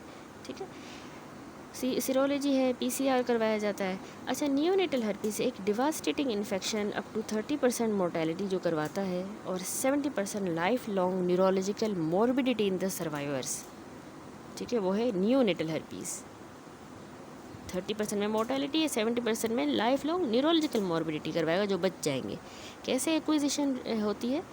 मोस्ट ऑफन बर्थ के टाइम पे ये नियोनेट्स को होता है, मदर को, क्योंकि प्राइमरी इन्फेक्शन होगा। अगर मदर को अपने 3rd ट्राइमेस्टर में, स्पेशली जो आखिरी मदर की प्रेगनेंसी के आखिरी 6 हफ्ते चल रहे होते हैं, तब अगर मदर को हर्पीज़ हो जाता है तो तब बहुत ज़्यादा रिस्क है कि न्यू बॉर्न को 41% चांस है कि उसको भी हर्पीज़ होंगे, नियोनेटल हर्पीज़ होगा। ठीक है, तो प्रोटेक्शन में से आईजीजी एंटीबॉडीज़ प्लेसेंटा को क्रॉस करके नियोनेट को प्रोटेक्शन प्रोवाइड करती है। ठीक है, रिस्क जो है रिकरेंट लेजन्स का at the delivery is low, less than 3%, whereas the risk with the primary infection near term is high. यानी मदर को हुआ ही पहली बार ज़िंदगी में, आखिरी ट्राइमेस्टर में है हर्पीस, प्राइमरी इन्फेक्शन उसको कहते हैं, पहली बार हुआ है, उसमें रिस्क बच्चे को, न्यूबॉर्न को ज़्यादा है। कितना है? वेरी हाई है। लेकिन अगर मदर को पुराना हर्पीस था, प्रेगनेंसी में उसकी रिकरेंस हुई है, रीएक्टिवेट हुआ है, लेटेंट पड़ा हुआ था, अभी रीएक्टिवेट हुआ है, उसमें लो रिस्क होता है न्यूबॉर्न को, लेस देन 3%। ठीक है, अच्छा, मोड ऑफ डिलीवरी पे आ जाए तो अगर जो है प्राइमरी इन्फेक्शन जो है 3rd ट्राइमेस्टर में हुआ है, तो उसमें फिर रेकमेंडेड मोड याद रखिएगा, प्री लेबर सिजेरियन सेक्शन किया जाता है। ठीक है, लेकिन अगर प्रूव हो गया कि ये रिकरेंट लेशन है, प्राइमरी नहीं है, पहले हुआ था किसी लाइफ में पहले मदर को, अभी रिकरेंट हुआ है, तो उसमें विजाइनल बर्थ में बी एंटिसिपेटेड। ठीक है, ट्रीटमेंट क्या है इसमें? एसाइक्लोविर जो है सिम्टम्स के लिए ट्रीटमेंट होता है, कोर्स ऑफ एसाइक्लोविर, जो कि सेफ़ और इफेक्टिव है। मोस्ट इफेक्टिव तब है जब इसको हम एज सून एज पॉसिबल दें after the onset of symptom. ठीक है, सिम्टम के स्टार्ट होने के जल्दी। एपिसोडिक सिम्टम्स के लिए और सप्रेसिव रिजीम्स, साइक्लोवर के साथ हम ट्रीट तो कर रहे हैं, लेकिन उसमें रिजीम्स जो है ना, एपिसोडिक है और सप्रेसिव है। एपिसोडिक यानी सिम्टम्स के लिए रिजीम, और सप्रेसिव यानी डेली देंगे तो टू प्रिवेंट द आउटब्रेक। तो ये इफेक्टिवली सिम्टम्स को मैनेज करेंगी और रिपीटेड रिकरेंस नहीं होने देंगी। Information about the life long nature of the infection, asymptomatic shedding और एंटीवायरल ट्रीटमेंट के लिहाज से भी इन्फॉर्मेशन इसमें बहुत ज़्यादा क्रूशल होती है। ठीक है, अब आ जाए जेनाइटल वार्ड्स पे। तो अच्छा, जेनाइटल वार्ड्स जो हैं बिनाइन एपिथेलियल ट्यूमर्स ही होते हैं, जो कि ह्यूमन पेपिलोमा वायरस की वजह से होते हैं। ठीक है, बिनाइन एपिथेलियल ट्यूमर है। तो 200 ह्यूमन पेपिलोमा वायरस के जीनोटाइप्स एग्जिस्ट करते हैं, जिसमें आपने याद रखना है मोस्ट इंपॉर्टेंट के टाइप 6 एंड 11 90% जेनाइटल वार्ड्स करवाते हैं। ठीक है, ह्यूमन पेपिलोमा वायरस इन्फेक्शन जो है जेनाइटल एपिथेलियम का है, सेक्सुअल ट्रांसमिशन के थ्रू ये एक्सट्रीमली कॉमन है, ट्रांसमिट होता है दूसरों को, और मोस्ट केसेस में सब क्लिनिकल भी हो सकता है, सिम्टम नहीं भी होंगे या इनविजिबल होंगे। तो इसमें ऑन्कोजेनिक टाइप्स होती हैं, और कैंसर ऑन्कोजेनिक टाइप में आपने याद रखना है, जो कैंसर करवाया वो 16-18 है, जो जेनाइटल वार्ड करवा रही थी वो 6 से 11, ये ऑन्कोजेनिक 16-18, और 70% केसेस में ये सर्वाइकल कैंसर करवाती है। ठीक है, human papilloma virus related cancers, oropharyngeal, penile, vaginal, vulval. ठीक है, ह्यूमन पेपिलोमा वायरस की वैक्सीन भी अवेलेबल है, याद रखिए, एक होती है बाईवैलेंट, क्वाड्रीवैलेंट, नोनावैलेंट। बाईवैलेंट जो है वो 16 एंड 18 को टारगेट करेगी वैक्सीन, सीरोटाइप जो है इसके 16-18। क्वाड्रीवैलेंट जो है वो 6, 11, 16, 18। नोनावैलेंट जो है वो 9 को कर रही है, 6, 11, 16, 18, 31, 33, 45, 52, 58। ठीक है। ये इसमें डिफरेंट वैक्सीन नोना वैलेंट इसी के लिए 9 को कर रही है, क्वाड्रीवेलेंट 4 को, बाईवेलेंट 2 को कवर कर रही है, ठीक है। तो वैक्सीन की एफिकेसी डेटा शो करता है कैंसर और प्री कैंसरस लेजन जो ह्यूमन पेपिलोमा वायरस की वजह से होते हैं वो प्रिवेंट हो सकते हैं वैक्सीनेशन से प्रायर टू सेक्सुअल डेब्यूट, ठीक है। जेनाइटल वार्ड्स को भी इफेक्टिवली इनको प्रिवेंट किया जा सकता है अगर क्वाड्रीवेलेंट या नोना वैलेंट वैक्सीन दी जाए, क्योंकि उसमें 6 और 11 सीरोटाइप कवर हो जाता है, ठीक है। अच्छा, वार्ड्स की टाइप्स क्या है, ये बहुत इंपॉर्टेंट है कि हम क्लैरिफाई करें कि ह्यूमन पेपिलोमा वायरस जो है की टाइप्स जो जेनाइटल वार्ड्स करवाती हैं 6 और 11, वो human papilloma virus related cancer के रिस्क को नहीं बढ़ाती। तो उन कैंसर्स की स्क्रीनिंग जो है वो बेस्ड है on the national recommendation regardless of the presence of warts, क्योंकि वो वार्ड्स करवा रहा है, वो कैंसर नहीं करवाएगा वो सीरोटाइप, ठीक है। तो कैंसर की स्क्रीनिंग हमने करनी है नेशनल रिकमेंडेशन की बेसिस पे, ठीक है, regardless of the presence of warts. कैसे डायग्नोज किया जाता है इसको, क्लिनिकल एग्जामिनेशन पे किया जाता है। ट्रीटमेंट जो है क्योंकि बिनाइन लेजन्स हैं तो ट्रीटमेंट इसमें ऑप्शनल है। एबलेटिव थेरेपीज़ हैं जैसे लिक्विड नाइट्रोजन दे दिया, एबलेटिव थेरेपीज़ जैसे कि लिक्विड नाइट्रोजन से हम इसको ट्रीट करेंगे। सर्जिकल टेक्निक्स भी हैं, या पेशेंट अप्लाइड टॉपिकल थेरेपीज़ जैसे कि पोडोफाइलोटॉक्सिन कंटेनिंग प्रिपरेशंस, ठीक है, पोडोफाइलोटॉक्सिन कंटेनिंग प्रिपरेशंस होती हैं, या लोकल इम्यून मॉड्यूलेटर इमीक्विमोड,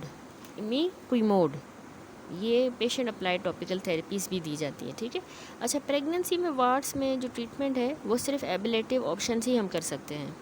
इसके अलावा रेयर कॉम्प्लिकेशंस क्या हैं, रेयरली ही लार्ज वार्ड जो है वो ऑब्स्ट्रक्ट कर सकता है बर्थ कनाल को, ठीक है, बर्थ कनाल को लार्ज वार्ड ऑब्स्ट्रक्ट भी कर सकता है रेयरली, तो उसमें फिर सी सेक्शन करना पड़ेगा।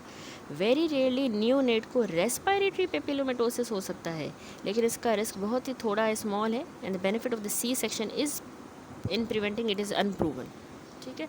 देन आ जाएँ यहाँ पे जो है हमने वायरल सेक्सुअली ट्रांसमिटेड इन्फेक्शंस और उनके सिस्टमिक मैनिफेस्टेशंस कवर की, genital herpes, genital wards and human papilloma virus infection. अब आ जाता है सिफिलिस। अच्छा जी, सिफिलिस, इसका कॉज, ट्रांसमिशन, फीचर, ये सारे डिस्कस करेंगे। सबसे पहले इसका कॉजेटिव एजेंट जो है आप याद रखें कि ये बैक्टीरियम जो होता है ट्रिपोनेमा पैलिडम, सब स्पीशी जो है वो पैलिडम है, उससे ये ट्रांसमिट होती है डिजीज़, ठीक है। कैसे ट्रांसमिट होती है, एक्चुअली ये डायरेक्ट कॉन्टैक्ट के थ्रू होती है विद द सिक्रीशन, जो सिक्रीशन है ना पेशेंट की, उससे अगर डायरेक्ट कांटेक्ट हो जाए तो सिफिलिस हो जाएगा। Occur with the direct contact with the secretion from infective lesion, ये सपोज इन्फेक्टिव लेजन है, इससे अगर सिक्रीशंस निकल रही हैं, उनसे कांटेक्ट हो गया तो सिफिलिस हो जाएगा। या through the transplacental passage of bacteria during the birth, mother से बैक्टीरिया जो है ट्रांसप्लासेंटली भी जो है वो बच्चे में जाता है प्रेगनेंसी के दौरान, तो बच्चे को प्लेसेंटा के थ्रू भी सिफिलिस हो सकता है, ठीक है। अच्छा, मल्टी सिस्टम इन्फेक्शन है, मल्टीपल देखें बॉडी सिस्टम में आपको नज़र आ रहे हैं, अफेक्ट हो रहे हैं, इसमें सारे फिगर्स बने हुए हैं, तो wide variety of clinical features होंगे। वैसे ये फ्रीक्वेंटली मिसडायग्नोज हो जाती है क्योंकि इसके फीचर जो है ना बाकी कंडीशंस को मिमिक कर रहे होते हैं। सिफिलिस फ्रीक्वेंटली मिसडायग्नोज होती है, ठीक है। डिजीज़ का कोर्स अगर अनट्रीटेड छोड़ दिया जाए तो ये रिलैप्स करेगी, रेमिट होगी। इन्फेक्टिविटी वैसे इसकी डिक्लाइन हो जाती है टाइम के साथ, जैसे जैसे वक्त गुजरता है इन्फेक्टिविटी कम हो जाती है। ट्रीटमेंट हम पेनिसिलिन बेस्ड रेजिम्स इसमें देते हैं, वो क्यूरेटिव होती हैं, लेकिन दोबारा इसमें री इन्फेक्शन भी हो सकता है। मोस्ट कॉमन आप याद रखें अफ्रीकन और एशियन कंट्रीज़ और ईस्टर्न यूरोप में ये कॉमन है।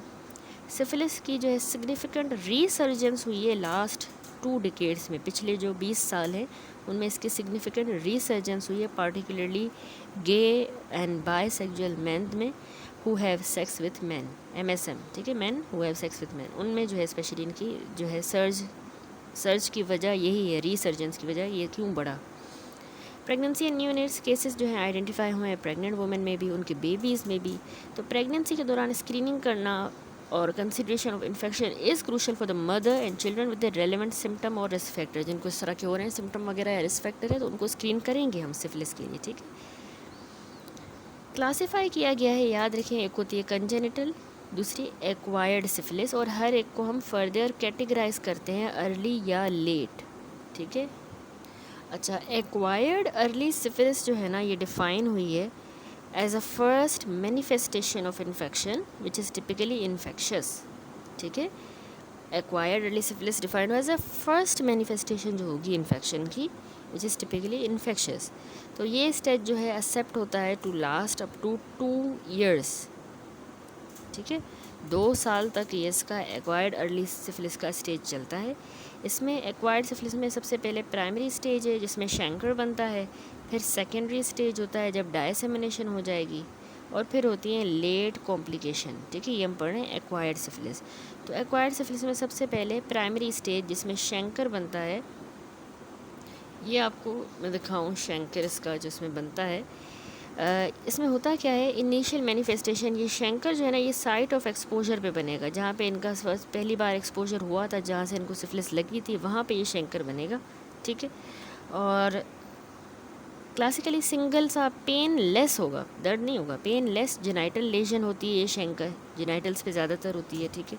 एटिपिकल प्रेजेंटेशन में ये ओरल कैविटी पे अदर साइड्स जैसे यहाँ पे भी हमें मिल सकता है, और मल्टीपल एंड पेनफुल हो सकते हैं, तो उसको हम कहेंगे एटिपिकल, ठीक है। टिपिकली वैसे जेनाइटल लेजन है शैंकर, वहाँ पे सिंगल होगा, पेनलेस होगा, वरना वैसे हमें ओरल कैविटी और अदर साइड्स पे भी मिल सकता है, वहाँ पेनफुल होगा, तभी हम कह रहे हैं मल्टीपल होंगे और पेनफुल होंगे। वहाँ सिंगल था जेनाइटल में, बाकी जगह पे मल्टीपल एंड पेनफुल, तो इसको एटिपिकल बोल दिया हमने। लेजन टिपिकली एक्सुडेट करती है, यानी सीरस फ्लूइड इसमें है, देखें लेजन में शैंकर में, जिसमें ट्रेपोनेमा पैलिडम पड़े हुए होते हैं, ठीक है। अच्छा, इसी के साथ फिर इसको पेशेंट को रीजनल लिम्फेडिनोपैथी होगी, इस साथ वाले जो नोड्स होंगे वो स्वॉलन होंगे, और ये कुछ ही हफ्तों में फिर शैंकर खुद ही रिजॉल्व हो जाएगा। उसके बाद आता है सेकेंडरी स्टेज ऑफ डायसेमिनेशन, ठीक है, बैक्टीरियल स्प्रेड होता है, यानी इस स्टेज में बैक्टीरिया डायसेमिनेट कर जाएगा पूरी बॉडी में।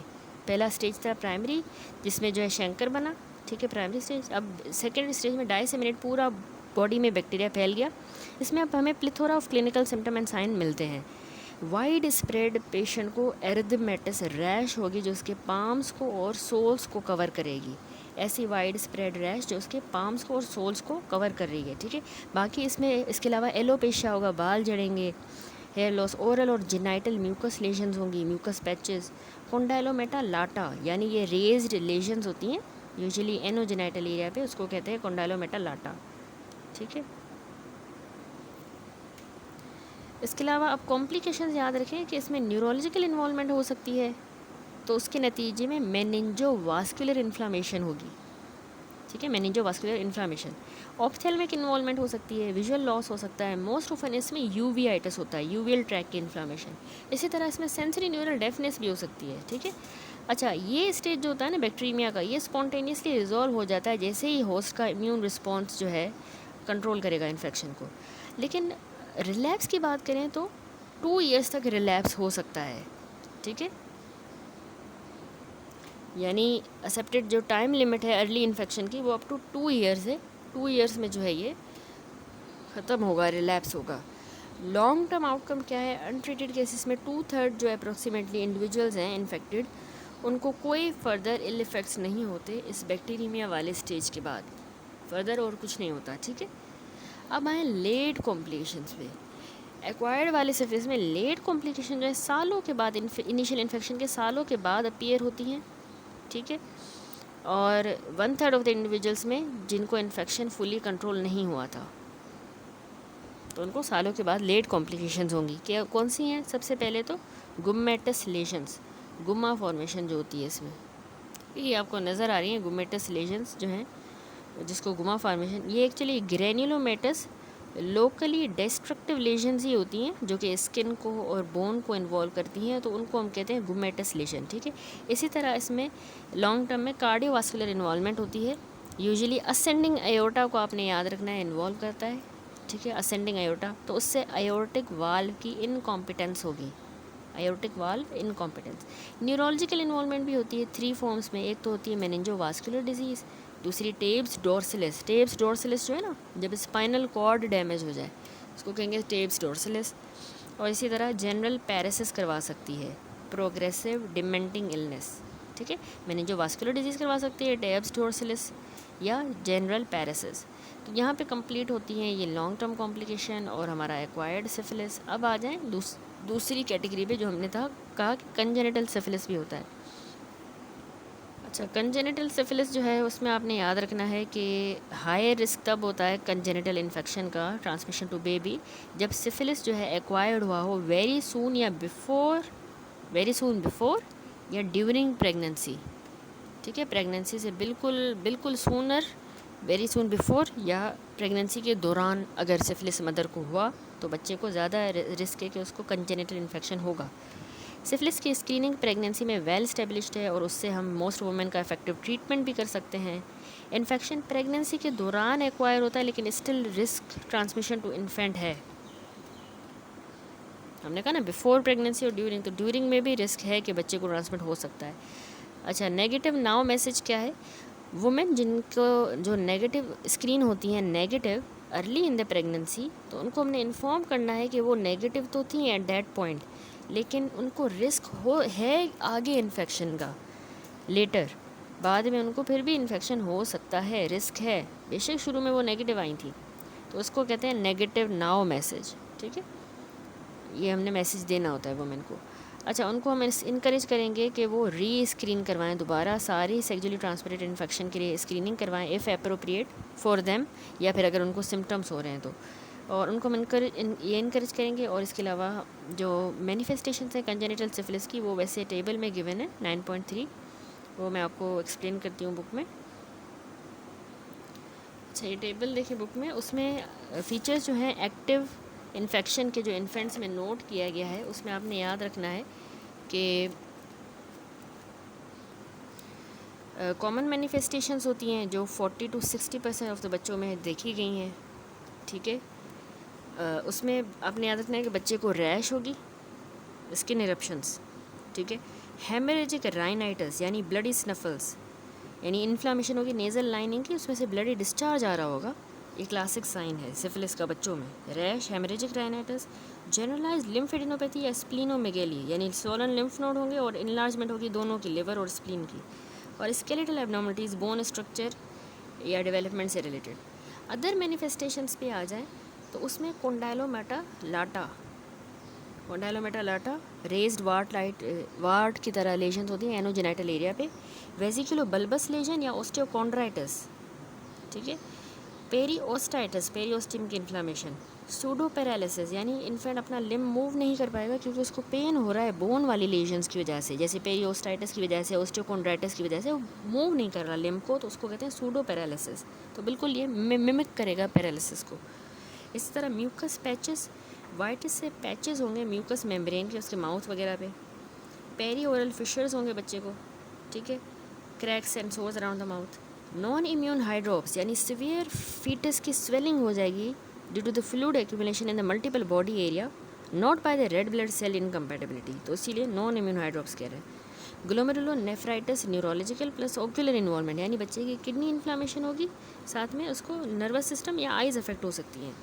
हीमोलाइसिस एंड थ्रोम्बोसाइटोपिनिया हो सकती है, प्लेटलेट कम होंगे या आरबीसी डिस्ट्रॉय होंगे, तो उससे बच्चे को potential anaemia and bleeding disorders होंगे। ठीक है, तो ये सारी जो है हमने अभी देखी अर्ली कंजेनिटल सिफिलिस, अर्ली यानी 2 सालों के अंदर जो उसको कॉमन मैनिफेस्टेशंस होनी है, rash, haematologic rhinitis, generalise lymphadenopathy, skeletal abnormality और अदर मैनिफेस्टेशंस जो हो रही हैं। अब आ जाए लेट मैनिफेस्टेशन जो कंजेनिटल सिफिलिस में होती हैं। लेट यानी ये फीचर्स स्टिग्मेटा होते हैं कंजेनिटल इन्फेक्शन के और दूसरे साल के सेकेंड ईयर ऑफ लाइफ के बाद अपीयर होते हैं परमानेंट डैमेज की फॉर्म में या डेवलपमेंटल इश्यूज़ की फॉर्म में। तो इसमें आता है इंटरस्टिशियल केराटाइटिस यानी इन्फ्लेमेशन कॉर्निया की जो कि विजन इम्पेयरमेंट करवा रही है। ठीक है, दूसरा इसमें क्लटन्स जॉइंट्स होगा। Clutton joint symmetrical non painful swelling हो जाती है जॉइंट्स की, नीज़ की, often a form of synovitis है, उसको कहते हैं क्लटन जॉइंट। डेंटल एब्नॉर्मलिटीज़ जैसे हचिनसन्स इंसाइजर्स होंगे और मलबेरी मॉलर, ये ना याद रखें एक डिस्टिंक्टिव मेलफॉर्मेशन है टीथ की जिसमें नॉच्ड पैक्ड किस्म के सेंट्रल इंसाइजर्स होंगे, दांत नॉच किस्म के होंगे। Molar with multiple dome shape cusp, high palatal arch होगी बच्चे की। ठीक है, रैजेस जो हैं लीनियर स्कार्स होते हैं या फिशर्स होते हैं जो एंगल ऑफ माउथ से या नोज़ से रेडिएट कर रहे होते हैं। सेंसिटिव न्यूरल डेफनेस होगी बच्चे को, फ्रंटल बॉसिंग होगी, फ्रंटल बॉसिंग। ठीक है, फॉरहेड जो है, short maxilla, protuberance of the mandible, saddle nose deformity, sternoclavicular thickening, ठीक है। Paroxysmal cold haemoglobinuria rare disorder है जिसमें सर्दी लगने पे, कोल्ड लगने पे आरबीसी डिस्ट्रॉय हो जाते हैं और हीमोग्लोबिन यूरिन में रिलीज़ होती है। Paroxysmal cold हीमोग्लोबिन्यूरिया। न्यूरोलॉजिकल इन्वॉल्वमेंट जिसमें बच्चे का आईक्यू डिसेबिलिटी, इंटेलेक्चुअल डिसेबिलिटी और क्रेनियल नर्व की पाल्सीज होंगी, ठीक है, नर्वस सिस्टम क्योंकि डैमेज हुआ है। तो ये इंपॉर्टेंट टेबल है, ये क्लिनिकल फीचर्स हैं सारे कंजेनिटल सिफिलिस के, ठीक हो गया। तो यहाँ पे ये टॉपिक कंप्लीट होता है सिफिलिस। अच्छा, थोड़ा सा जो है थ्योरी हम देख रहे थे सिफिलिस की, कि बच्चों में जो है ये हमने कहा कि टेबल हम देखेंगे। अब थोड़ा सा ओवरऑल देख लेते हैं डायग्नोसिस। यहाँ पे लास्ट में से थोड़ी सी समझाइए diagnosis of this syphilis. Diagnostic method जो है सीरोलॉजी भी है, या फिर हम डायरेक्टली ट्रिपोनेमा पैलिडम को डिटेक्ट कर सकते हैं इन द इन्फेक्शियस लीजन्स, ठीक है। तो डायरेक्ट डिटेक्शन मेथड में आता है dark field microscopy, dark field microscopy, या मोर रिसेंटली हम पीसीआर टेस्टिंग भी करते हैं। सीरोलॉजिकल टेस्ट आप याद रखें कि उसमें कॉम्बिनेशन है, नॉन ट्रिपोनिमल और ट्रिपोनिमल टेस्ट का कॉम्बिनेशन आता है सीरोलॉजी में। सबसे पहले नॉन ट्रिपोनिमल टेस्ट क्या है, नॉन स्पेसिफिक होता है। इसकी एग्जांपल्स आप याद रखें, रैपिड प्लाज्मा रिएजन, ठीक है, आरपीआर, और venereal disease research laboratory test, VDRL test. RPR और वीडीआरएल टेस्ट ये जो हैं दोनों आ जाते हैं नॉन ट्रिपोनिमल टेस्ट में। इनका फंक्शन ये है कि जैसे जो टाइटर्स बढ़ते हैं ना अक्यूट इन्फेक्शन में, एक्टिव इन्फेक्शन में, अक्यूट इन्फेक्शन में टाइटर बढ़े हुए मिलेंगे, एक्टिव इन्फेक्शन में जो ड्रॉप कर जाएगा with the time and following treatment, तो टाइटर ड्रॉप कर जाएगा। तो वो हम इसमें देख रहे होते हैं इस नॉन स्पेसिफिक टेस्ट में, नॉन ट्रिपोनिमल टेस्ट में, वीडीआरएल और आरपीआर में।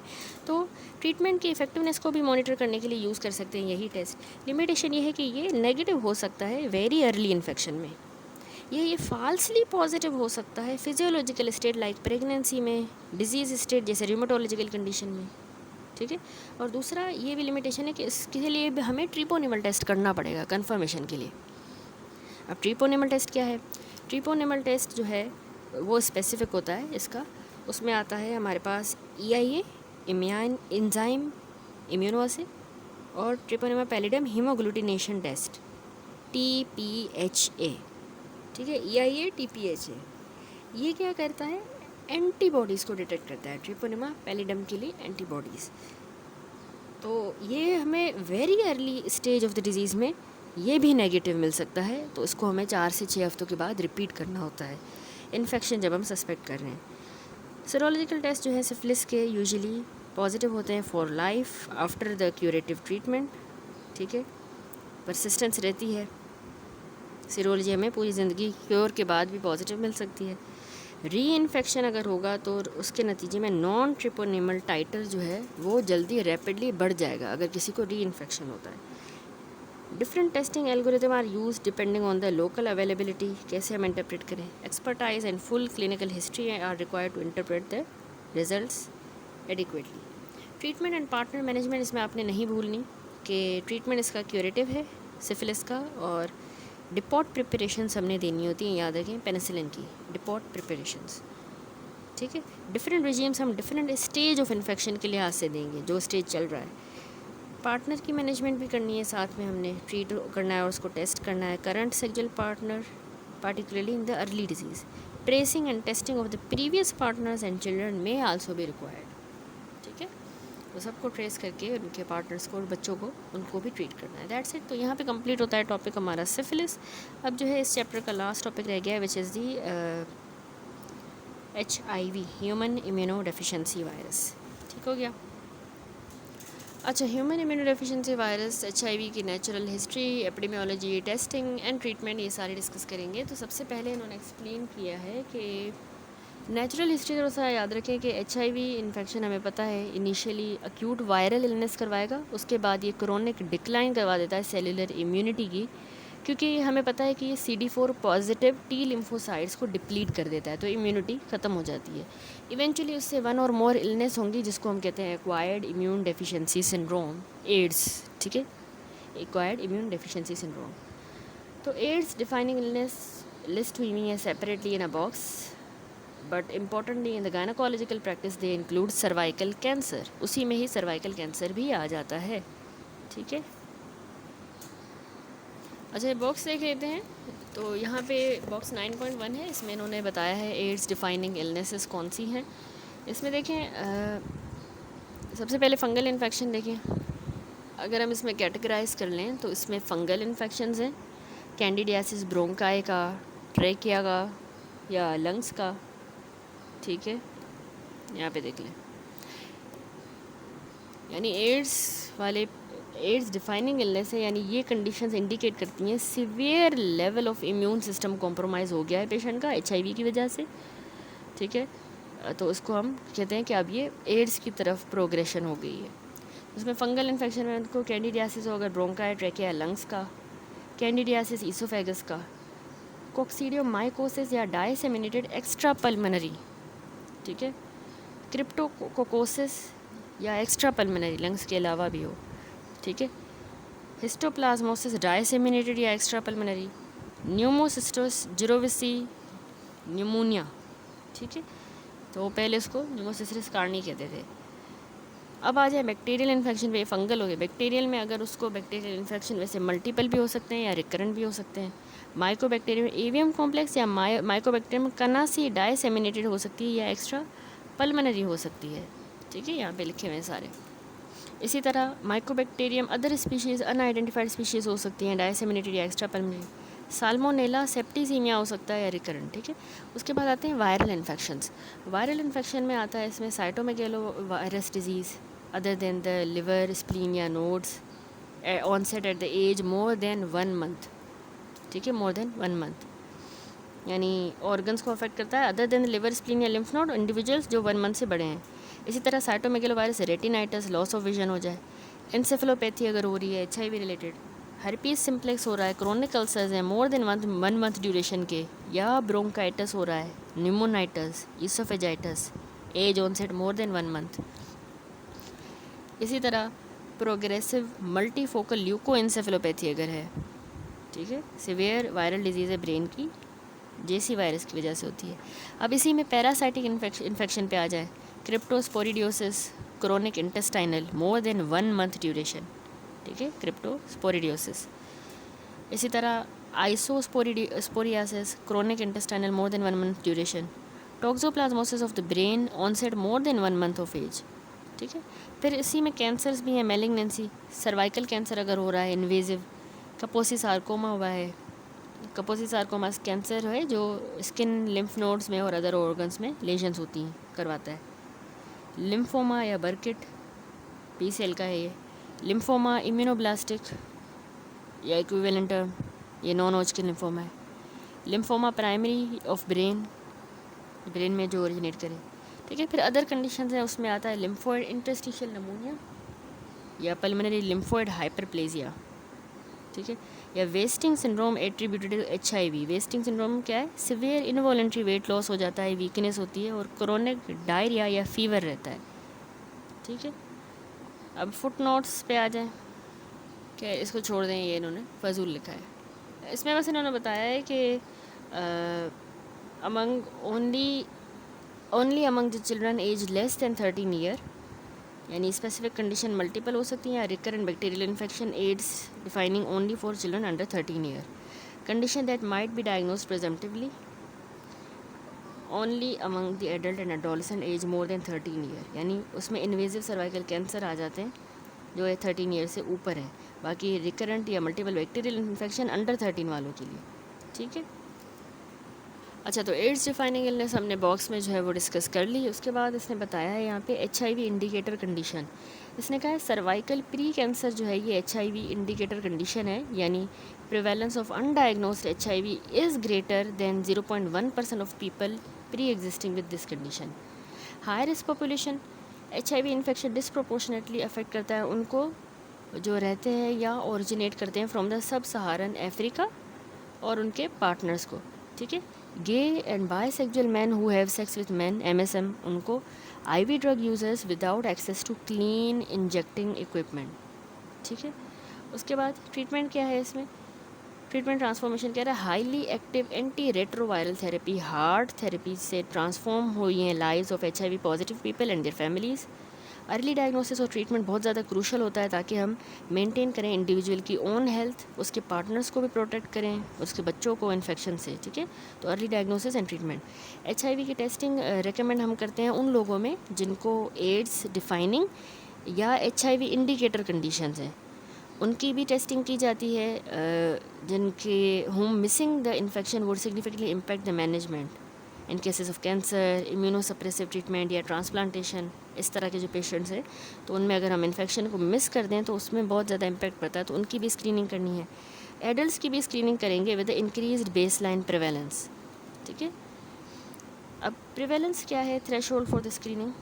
USA गाइडलाइन के अकॉर्डिंग रिकमेंड किया जाता है कि HIV की टेस्टिंग सबकी की जाए जो 13 से 64 एक्सेसिंग मेडिकल केयर, यानी 13 एज से 64 एज के दरमियान है, assessing the medical care in the area where population prevalence is greater than 0.1%, जबकि ये USA की गाइडलाइन है। ठीक है, 13 to 64 जहाँ पे फैसिलिटीज़ हैं। और UK कहता है कि टेस्टिंग हम उन एरियाज़ में जहाँ पे रेट 0.2 से अबव है, उसने कहा कि 0.1 से ये, लेकिन UK कहता है 0.2 से जहाँ पे रेट ज़्यादा है और एज 15 से 59 वालों की हमने करनी है स्क्रीनिंग। ठीक है, अच्छा, अब पार्टनर नोटिफिकेशन और ट्रेसिंग भी इसमें इंपॉर्टेंट होता है। HIV में नोटिफिकेशन अभी वाले प्रेजेंट और प्रीवियस पार्टनर्स की, इफ़ एप्लीकेबल बच्चों की भी क्रूशल है, क्योंकि treatment in the earlier asymptomatic stage improve the outcome and prevent the onward transmission. अगर शुरू में ही हम एसिम्टोमेटिक पीरियड में ही एड्स का ट्रीट कर लेते हैं तो वो आगे जो है ट्रांसमिशन वगैरह को प्रिवेंट करता है और आउटकम भी अच्छा होता है। As a routine HIV testing and care including heart for all diagnosed has become widely available. Rate of new HIV diagnoses are falling in many areas, making the elimination of new infection an achievable aim. ठीक है, hormone highly active anti retroviral treatment बहुत अच्छा है, अब जो है उससे cases कम भी हो रहे हैं। ठीक है, चैलेंजेस क्या है, ये क्रूशल है कि हम इंश्योर करें सबको जो जिसको टेस्टिंग की ज़रूरत है वो करवाए, और to support those in the vulnerable and marginalised groups to engage in care. Stigma and support. HIV remains a condition with much associated stigma, and non-statutory agencies like charities and community group provide valuable support. ठीक है, अब इसने थोड़ा सा अगला component है gynaecological complications in the HIV positive women. क्या complications होती हैं HIV पॉजिटिव वुमेन में? गायनाकोलॉजिकल कॉम्प्लिकेशंस, तो इसमें इसने बताया ह्यूमन पेपिलोमा वायरस और सर्वाइकल डिजीज़। वुमेन जिनको HIV होता है वो लाइकली है कि उनको परसिस्टेंट इन्फेक्शन हो जाएगा with the oncogenic human papilloma virus, और उनमें हायर प्रिवेलेंस है और इंसिडेंस है सर्वाइकल इंट्रा एपिथेलियल न्यूप्लेजिया का, यानी उनमें CIN का रिस्क भी ज़्यादा है। ठीक है, और या high grade squamous intraepithelial lesion HSIL का रिस्क ज़्यादा है। ठीक है, तो इसीलिए जो है for this reason annual cervical screening इनकी रेकमेंड की जाती है। जिन फीमेल्स को HIV है तो उनको पेपिलोमा की वजह से हम हर साल स्क्रीन करवाते हैं। मोस्ट गाइडलाइन रेकमेंड करती हैं सब्सिक्वेंट मैनेजमेंट, स्क्रीनिंग हो गई तो उसी सेम जिस तरह HIV नेगेटिव वुमेन की जाए, तो बिल्कुल बेशक उसको नहीं भी है लेकिन हम उसको देते हैं, सब्सिक्वेंट मैनेजमेंट करेंगे। बाकी एनोजेनिटल मैलिग्नेंसीज भी हैं ऑन्कोजेनिक ह्यूमन पेपिलोमा वायरस से जो हों, यानी ह्यूमन पेपिलोमा वायरस इन्फेक्शन की ऑन्कोजेनिक जो HPV इन्फेक्शन है उससे बाकी मैलिग्नेंसीज भी हो सकती हैं, और मोर फ्रिक्वेंटली जो यंगर एज की HIV पॉजिटिव फीमेल्स हैं उनमें हो सकती हैं ये मैलिग्नेंसीज। ठीक है, यहाँ पर इस पैराग्राफ में इसने बताया contraception and pre conception management. यहाँ पर इसने कहा कि सेवरल एंटी रेट्रोवायरल्स ड्रग्स जो है ना HIV वालों को जो हम देते हैं वो इंटरेक्ट करती हैं हार्मोनल कंट्रासेप्टिव से, और उसकी कंट्रासेप्टिव की एफिकेसी को भी रिड्यूस कर देती हैं। तो this effect depends on the specific drug combination requiring a holistic assessment of the individuals suitability and the availability of both treatment. University of Liverpool's dynamic HIV drug interaction website provide करती है accurate information on the specific drug interaction. Appropriate non hormonal contraception कह रहा है, non hormonal contraception जैसे condom और intrauterine devices जो है ना मोस्ट सर्कमस्टांसेस में अप्रोप्रिएट है। ठीक है, प्री कंसेप्शन काउंसलिंग हमने करनी होती है, health standard health promotion and for the serodiscordant couples where one partner is positive and the other is negative, advise the prevention of HIV transmission, तो उसमें हमने लाजमी काउंसलिंग करनी होती है, ठीक है, सीरो डिस्कॉर्डेंट कपल्स में। प्रिवेंशन ऑफ सेक्सुअल ट्रांसमिशन कैसे की जाए? Between the sexual partner transmission does not occur when the positive partner has undetectable HIV RNA levels, यानी अगर HIV पेशेंट का, जिसको HIV है, उसका वायरल लोड कम है, ठीक है, अनडिटेक्टेबल है, तो दूसरे पार्टनर को नहीं हो सकता HIV। तो this is achieved by optimal HIV control. जाहिर सी बात है, ट्रीटमेंट देंगे HIV को, अगर कंट्रोल करेंगे, वायरल लोड कम होगा तो पार्टनर को HIV नहीं होगा, ठीक है, ट्रांसमिशन नहीं होगी। In a new partnership screening for and treating the co existing STI is a good practice, ठीक है। न्यू पार्टनरशिप में पार्टनर अपनी स्क्रीनिंग करवा ले, ये ज़्यादा अच्छा है सेक्सुअली ट्रांसमिटेड इन्फेक्शन से बचाने के लिए। उसके बाद इसने लास्ट में फर्टिलिटी ट्रीटमेंट भी बताया है कि फर्टिलिटी ट्रीटमेंट हम ऑफ़र करेंगे when indicated to the couples when one or both partners are HIV positive with regulatory framework. Last में इसने पैराग्राफ में यहाँ पे बताया management of the HIV positive mother and their child, यानी मदर पॉजिटिव है और उसके बच्चे की, यानी वर्टिकल ट्रांसमिशन को हम कैसे मैनेज करें। तो सारी जो प्रेग्नेंट वुमेन होती हैं must know their current HIV status, अभी उनका HIV स्टेटस क्या है हर मदर को पता होना चाहिए जिनको HIV है। तो HIV पॉजिटिव वुमेन जो है उसको एक्सेस देनी होगी हाई क्वालिटी मेडिकल और ऑब्स्टेट्रिक केयर की। पहला स्टेप क्या है? प्रिवेंशन। पहला स्टेप डायग्नोसिस के बाद यही होता है effective antiretroviral therapy to ensure an undetectable viral load during pregnancy, ठीक है, वायरल लोड जो है प्रेगनेंसी के दौरान ताकि अनडिटेक्टेबल हो। तो टाइमिंग ऑफ ट्रांसमिशन क्या है? मोस्ट वर्टिकल ट्रांसमिशन है मदर टू चाइल्ड, ये बर्थ के टाइम पे होती है, बच्चे को लगता है वायरस, या ब्रेस्ट फीडिंग के दौरान, ठीक है। इंट्रा यूट्राइन इन्फेक्शन वैसे अनयूजुअल है, लेकिन रिस्क बढ़ जाता है जब कोई इंटरवेंशन की जाए जिसकी वजह से प्लेसेंटा डिसरप्ट हो, जैसे अगर एमनियोसेंटेसिस की जाए तो इंट्रा यूट्राइन इन्फेक्शन भी हो सकता है, ठीक है, जब भी ऐसी सिचुएशन जिसमें प्लेसेंटा डिसरप्ट हो, वरना वैसे ब्रेस्ट फीडिंग या बर्थ से ही वर्टिकल ट्रांसमिशन होती है। तो डिलीवरी जो है प्री लेबर सिजेरियन सेक्शन किया जाता है, उससे फर्दर हम वर्टिकल रेट को रिड्यूस कर सकते हैं when the viral load is detectable. अच्छा, ऑब्स्टेट्रिक फैक्टर्स जो ट्रांसमिशन रिस्क को बढ़ा देते हैं ना मदर में विद डिटेक्टेबल वायरल लोड, यानी मदर में वायरल लोड भी ज़्यादा है, तो वो कौन से ऑब्स्टेट्रिक फैक्टर्स है जिसमें बढ़ सकता है ट्रांसमिशन, बच्चे में जा सकता है वायरस? वो है अगर प्रोलॉन्ग्ड रप्चर ऑफ मेम्ब्रेन हुआ मदर का, ठीक है, procedures that breach the infant skin, बच्चे की स्किन जैसे कि फीटल स्कैल्प इलेक्ट्रोड्स अगर हमने लगाए, या प्रोलॉन्ग रप्चर हुआ है मेम्ब्रेन्स का, या मैटरनल ब्लड जो है बर्थ कनाल में ज़्यादा है, increase maternal birth in the blood canal. तो इसमें ये ऑब्स के फैक्टर्स हैं जिसमें वायरल लोड अगर ज़्यादा है तो बच्चे को HIV हो सकता है। लेकिन अगर वायरल लोड जो है डिटेक्टेबल है, अगर आप प्री लेबर सिजेरियन सेक्शन करो तो उससे फिर भी जो है कम किया जा सकता है, ठीक है। आउटकम क्या है? अप्रोप्रिएट मैनेजमेंट के साथ वर्टिकल HIV की ट्रांसमिशन एक्सट्रीमली लो लेवल तक लाई जा सकती है, ठीक है। अच्छा, ब्रेस्ट फीडिंग वर्सेस फार्मूला कह रहा है कि रिसोर्स पुअर सेटिंग्स में जहाँ पे ब्रेस्ट फीडिंग स्टैंडर्ड है तो वहाँ पे ट्रांसमिशन रेट अप टू 3% हो सकता है। तो इसीलिए in the circumstances where the formula feeding is safe it is considered preferable, ठीक है, प्रेफर यही किया जाता है फार्मूला मिल्क दिया जाए। लेकिन however women with a well controlled HIV जिसको एक्सेस है सेफ फार्मूला फीडिंग की are increasingly choosing to breast feed with health care support, तो वो ब्रेस्ट फीड भी करवाती हैं क्योंकि उनका वायरल लोड कंट्रोल है और हेल्थ केयर सपोर्ट के साथ वो करवाती हैं, ठीक है, वेल कंट्रोल HIV वाली फीमेल। वरना वैसे प्रेफर ये किया जाता है कि फार्मूला मिल्क दिया जाए HIV वुमेन्स अपने बच्चों को। Strategies for the safe breast feeding क्या है? सेफली ब्रेस्ट फीड करने के लिए फॉलोइंग इंपॉर्टेंट है कि baby exclusively fed breast milk होना चाहिए with a rapid weaning, no mixed feeding, ठीक है, बेबी को एक्सक्लूसिवली ब्रेस्ट मिल्क दिया जाए, रैपिड वीनिंग पे लाया जाए, ठीक है। Ensure no blood in the breast milk by not feeding from the breast with mastitis, अगर ब्रेस्ट में मेस्टाइटस हुआ है मदर को या क्रैक्ड निपल हुआ है उस ब्रेस्ट से ना पिला, इंस्टेड उसको एक्सप्रेस करे और डिस्कार्ड कर दे उस मिल्क को अनटिल वो उसका ज़ख़म या क्रैक हील नहीं हो जाता, दूसरे ब्रेस्ट से पिलाए, ठीक है, ठीक है। और दूसरा optimising the mouth health of infant, ठीक है, माउथ हेल्थ को भी ऑप्टिमाइज़ करना है इन्फेंट की। Frequently monitoring the HIV viral load of both the mother and infant, यानी हर महीने मदर अपना वायरल लोड करवाती रहें। तो ये कुछ स्ट्रैटेजीज़ हैं सेफ़ ब्रेस्ट फीडिंग की, ठीक है। अब जो है आ जाता है हमारा कंक्लूजन इस चैप्टर का। मैनेजमेंट जो है HIV की कंटिन्यू की जाती है to improve with effective and safe treatment that are widely available for women. ठीक है, this removes the worry of transmitting the infection to future partner and children. उनको भी हम बचा रहे हैं इससे। It is crucial to ensure कि वुमेन को अप्रोप्रिएट टेस्टिंग की जाए सारी सेक्सुअली ट्रांसमिटेड इन्फेक्शंस के लिए, उसके HIV भी करवाया जाए, स्पेशली जब कंडीशंस ऐसी हों जो इंडिकेट करें पॉसिबल इन्फेक्शन आर प्रेजेंट, यानी सपोज सिम्टम्स एंड साइंस हो रहे हैं तो उनमें तो हमने लाजमी फ़ीमेल को टेस्ट करवाना होगा। ठीक है, दैट्स इट। यहाँ पे हमारा अल्हम्दुलिल्लाह चैप्टर कंप्लीट होता है, which was the sexually transmitted infections and related conditions.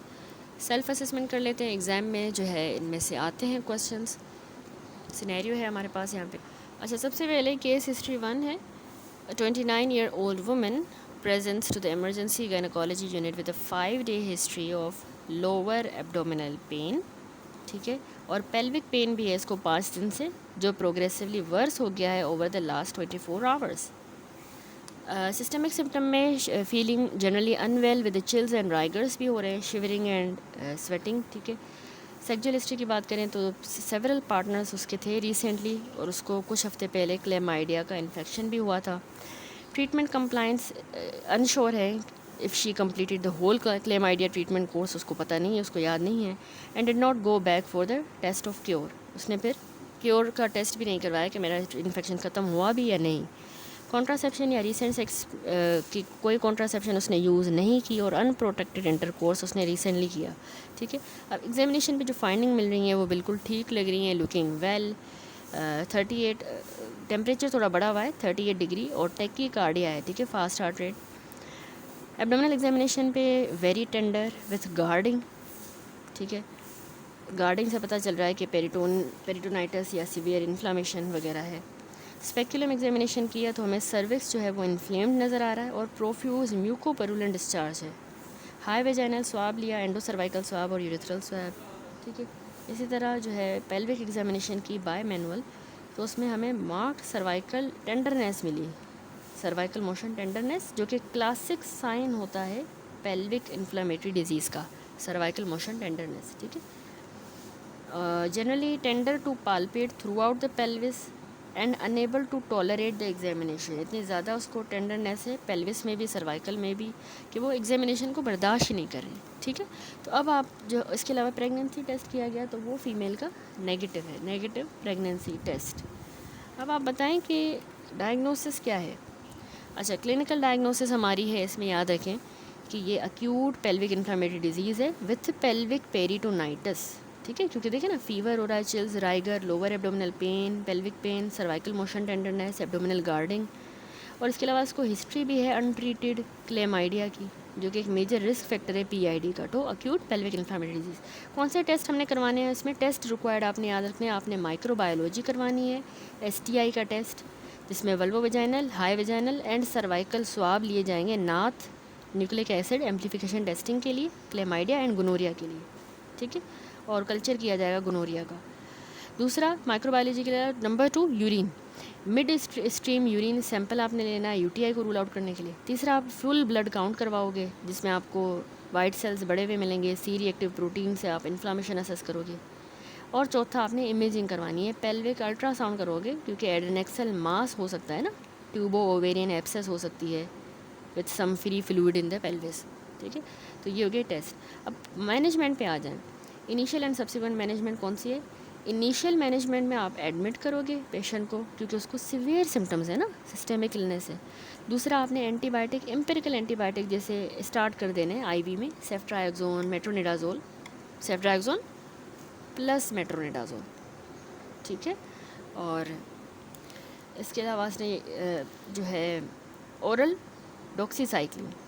देखिए, सेफ्ट्राइक्सोन याद रखिए गुनोरिया को कवर करता है, डॉक्सीसाइक्लिन क्लेमाइडिया को करती है, और मेट्रोनिडाजोल एनाएरोबिक बैक्टीरिया को जो PID में होते हैं। तो हम क्या दे रहे हैं IV में? सेफ्ट्राइक्सोन एडमिट करके, सेफ्ट्राइक्सोन प्लस मेट्रोनिडाजोल और ओरल डॉक्सीसाइक्लिन। ठीक है, सपोर्टिव केयर देनी है हमने, IV फ्लूइड हो गए, एनाल्जेसिया पेन के लिए रेगुलर पैरासीटामोल। अगर वो अभी भी ठीक नहीं हुई तो टेम्परेचर बढ़ा हुआ है 48 घंटों के बाद भी, तो कंजर्वेटिव मैनेजमेंट करेंगे। ठीक है, आफ्टर दैट बट लेकिन अगर 24 to 48 आवर्स के बाद भी जो है वो फेलियर हो जाता है तो उसमें फिर हमें सर्जिकल अप्रोच करनी है। सर्जिकल में हम लेप्रोस्कोपी करते हैं, ठीक है। डिसीजन किया जाएगा to perform the laparoscopy. Laparoscopy पे क्या मिला, इस फीमेल को 7 centimetre in large tubo ovarian abscess मिली है, TOA, और उसको इन्फ्लामेशन भी है यूट्रस की एंड अदर ट्यूब की। तो सर्जिकल एक्शन क्या है, एब्सेस को ड्रेन किया गया, पेशेंट मार्कली इम्प्रूव हो गई जैसे सर्जरी की गई कुछ ही दिनों में। अच्छा, फाइनल माइक्रोबायोलॉजी के रिजल्ट आए, उसमें पता चला कि क्लेमाइडिया एंडो सर्वाइकल स्वाब में मिला, एरोब्स जो हैं वो हाई वेजाइनल स्वाब में मिले। उसको हमने ओरल एंटीबायोटिक से 2 हफ्तों तक ट्रीट किया, doxycycline and metronidazole, typical for the oral continuation phase. She was ये पोस्ट डिस्चार्ज ट्रीटमेंट है, ठीक है। डिस्चार्ज करके फिर हमने 2 हफ्तों तक डॉक्सीसाइक्लिन और मेट्रोनिडाजोल दी। काउंसलिंग की और पार्टनर मैनेजमेंट, कॉन्टैक्ट जो भी हैं प्रीवियस पार्टनर उनकी टेस्टिंग की जाए। 1 partner tested positive for the chlamydia, उसको भी ट्रीट किया गया। फर्दर कॉम्प्लिकेशन रिस्क क्या है, she would require referral to fertility services early if she fail to conceive, क्योंकि उसकी ट्यूब्स डैमेज हो गई हैं तो हम उसको फर्टिलिटी की तरफ भेजेंगे, सर्विसेज की तरफ। Early scan in the pregnancy is indicated to confirm the intrauterine pregnancy because of the risk of ectopic pregnancy and increase due to tubal damage. देखिए एक्टोपिक हो सकती है ना, तो इससे अल्ट्रासाउंड भी करवाना है। That's it. लास्ट केस है अगला, केस नंबर 2। इसमें जो है इन्होंने केस प्रेजेंट किया है कि 32 ईयर ओल्ड वुमेन है, एल्टर्ड विजाइनल डिस्चार्ज के साथ, और उसको माइल्ड एब्डोमिनल पेन भी है। एग्जामिनेशन की गई तो उसको प्रोफ्यूज म्यूकोपरुलेंट डिस्चार्ज है इन्फ्लेम्ड सर्विक्स के साथ। तो ये लाइकली इसमें डायग्नोसिस है हमारी सर्विसाइटिस, हाईली सस्पिशियस होता है गोनोरिया के लिए या क्लेमाइडिया के लिए। तो इसमें करेक्ट आंसर जो है हमारा वो यही है कि हमने जो है वो फीमेल को, अच्छा ये जो केस है ना ये आप इसमें देखें क्योंकि ये पुराने एडिशन में वहाँ पे नहीं है गिवन। तो इस केस में लाइकली डायग्नोसिस गोनोरिया है या क्लेमाइडिया है, ठीक है। Accepted management is to perform, बाकी STIs के लिए भी हम टेस्ट कराएंगे क्योंकि डुअल इन्फेक्शन कॉमन होता है। नात करवाएंगे क्लेमाइडिया के लिए, गोनोरिया के लिए, डुअल इन्फेक्शन के लिए, लेकिन कल्चर और सेंसिटिविटीज़ भी परफॉर्म करेंगे क्योंकि रेजिस्टेंट आजकल ज़्यादा है। मीनवाइल ट्रीटमेंट इज कमेंस्ड, हमने सेफेलोस्पोरिन स्टार्ट करने हैं, azithromycin, end of course contact tracing करनी है, ठीक है। अगर बाय मैनुअल एग्जामिनेशन पे आपको सर्वाइकल मोशन मिल रहा है या एडेनेक्सल टेंडरनेस मिल रही है तो 2 हफ्तों के बाद आप उसको डॉक्सीसाइक्लिन और मेट्रोनिडाजोल भी दोगे, ठीक है। That's it. दूसरा है वैसे तो following infection can be diagnosed on the wet mount microscopy, एक आंसर आपने सिलेक्ट करना है। तो आंसर है B, गोनोरिया, क्योंकि ये सारे पैथोजन इन्फेक्शन जो हैं इनके स्पेसिफिक फीचर्स होते हैं माइक्रोस्कोपी पे, लेकिन सिर्फ ग्राम स्टेन पे ही, some only on the gram stain. लेकिन कैंडिडा की हमें पता है सूडो हाइफी होती है, Neisseria gonorrhoeae gram negative intracellular diplococcus है, ठीक है।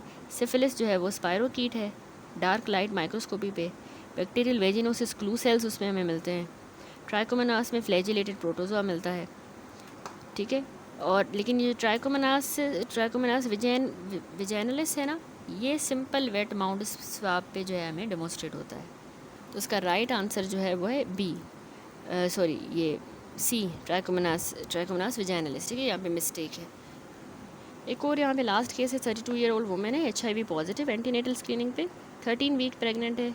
उसने अपनी प्रीवियस HIV की डायग्नोसिस डिस्क्लोज भी नहीं की और वो अटेंड कर रही है for the results alone. She has 2 older children born elsewhere and she tells you this pregnancy is with a new partner. She is well with no medical problems and takes no regular medication apart from the multivitamins for her pregnancy. What is the initial test आप क्या करवाओगे और treatment? तो answer है कि she need a confirmatory HIV test as well as all the routine baseline investigations करवाएंगे, यानी HIV genotypic resistance assay करवाएंगे, human leukocyte antigen B5701 to predict the hypersensitivity to abacavir, ये drug commonly anti retroviral है दी जाती है, उसकी resistance check करने के लिए हम HLA B5701 करवा रहे हैं। सीरोलॉजी करवाएंगे बाकी इन्फेक्शंस के लिए जैसे hepatitis A, B, C, syphilis तो नहीं है, rubella, measles, varicella, screening for the other STIs, routine blood test जैसे full blood count, renal and bone and liver profile. HIV treatment in line with the national guideline should be commenced as soon as possible, हम treatment start करेंगे दोनों के लिए, mother के लिए भी, mother health and to prevent the transmission to the foetus and the sexual partner, तो इसलिए हमने स्टार्ट कर दिया नहीं है, ठीक है। Heart therapy. दूसरा सवाल है कि इम्प्लीकेशंस क्या हैं फॉर हर वाइडर फैमिली, तो उसमें है कि पार्टनर की नोटिफिकेशन और टेस्टिंग हमने should be sensitively discussed and progressed for both the sexual partners and children as appropriate. It is important to be mindful of safety and of the possible exploitation and vulnerabilities of all parties. Third question है कि how can she expect to safely deliver and feed her baby. तो अगर HIV treatment start कर दिया गया है और virological control quickly establish हो गया है तो फिर रिस्क जो है ना HIV ट्रांसमिशन का to the infant can be minimised, उसको कम किया जा सकता है. अचीविंग HIV वायरल लोड, इतना वायरल लोड अचीव करे ट्रीटमेंट लेके कि वायरल लोड अनडिटेक्टेबल हो जाए, तो उससे ट्रांसमिशन बच्चे की कम हो सकती है. If this is achieved within the 4 हफ्तों में prior to delivery will mean that vaginal birth is safe as a caesarean birth in term of HIV transmission. Intervention that breach the infant और mother's skin, जैसे अगर scalp electrodes अगर हमने लगा लिए, episiotomy कर ली, तो ये चीज़ें अवॉइड करनी है. And senior obstetrician should be involve in the delivery of the infant should interventions beyond the normal birth be required. हमारे पास एक सीनियर ऑब्स्टिट्रिशियन होनी चाहिए क्योंकि ये केस HIV का है. ठीक है, प्रोफाइलिक्सिस HIV की रिक्वायर्ड होती है for the infant at birth. Number of drugs and the length depend on the maternal virological control before and the time of birth. Formula feeding of the infant eliminate the risk of postnatal HIV transmission, but for those with a well-controlled HIV, exclusive breastfeeding carries minimal risk and should be supported until weaning is required. यानी वैसे तो formula milk ही दिया जाए पोस्टनेटली HIV transmission को risk को eliminate करने के लिए, लेकिन जिनका HIV वायरल लोड अच्छे से कंट्रोल है तो वो मदर्स ब्रेस्ट फीडिंग करवा सकती हैं. ठीक है, मिनिमल रिस्क है until the weaning is required. weaning हमें पता है 6 माह से स्टार्ट होती है, तो तब तक ब्रेस्ट मिल्क दे सकती है. That's it. तो ये चैप्टर हमारा कंप्लीट होता है. इंशाल्लाह नेक्स्ट वीडियो में अगला चैप्टर स्टार्ट करेंगे.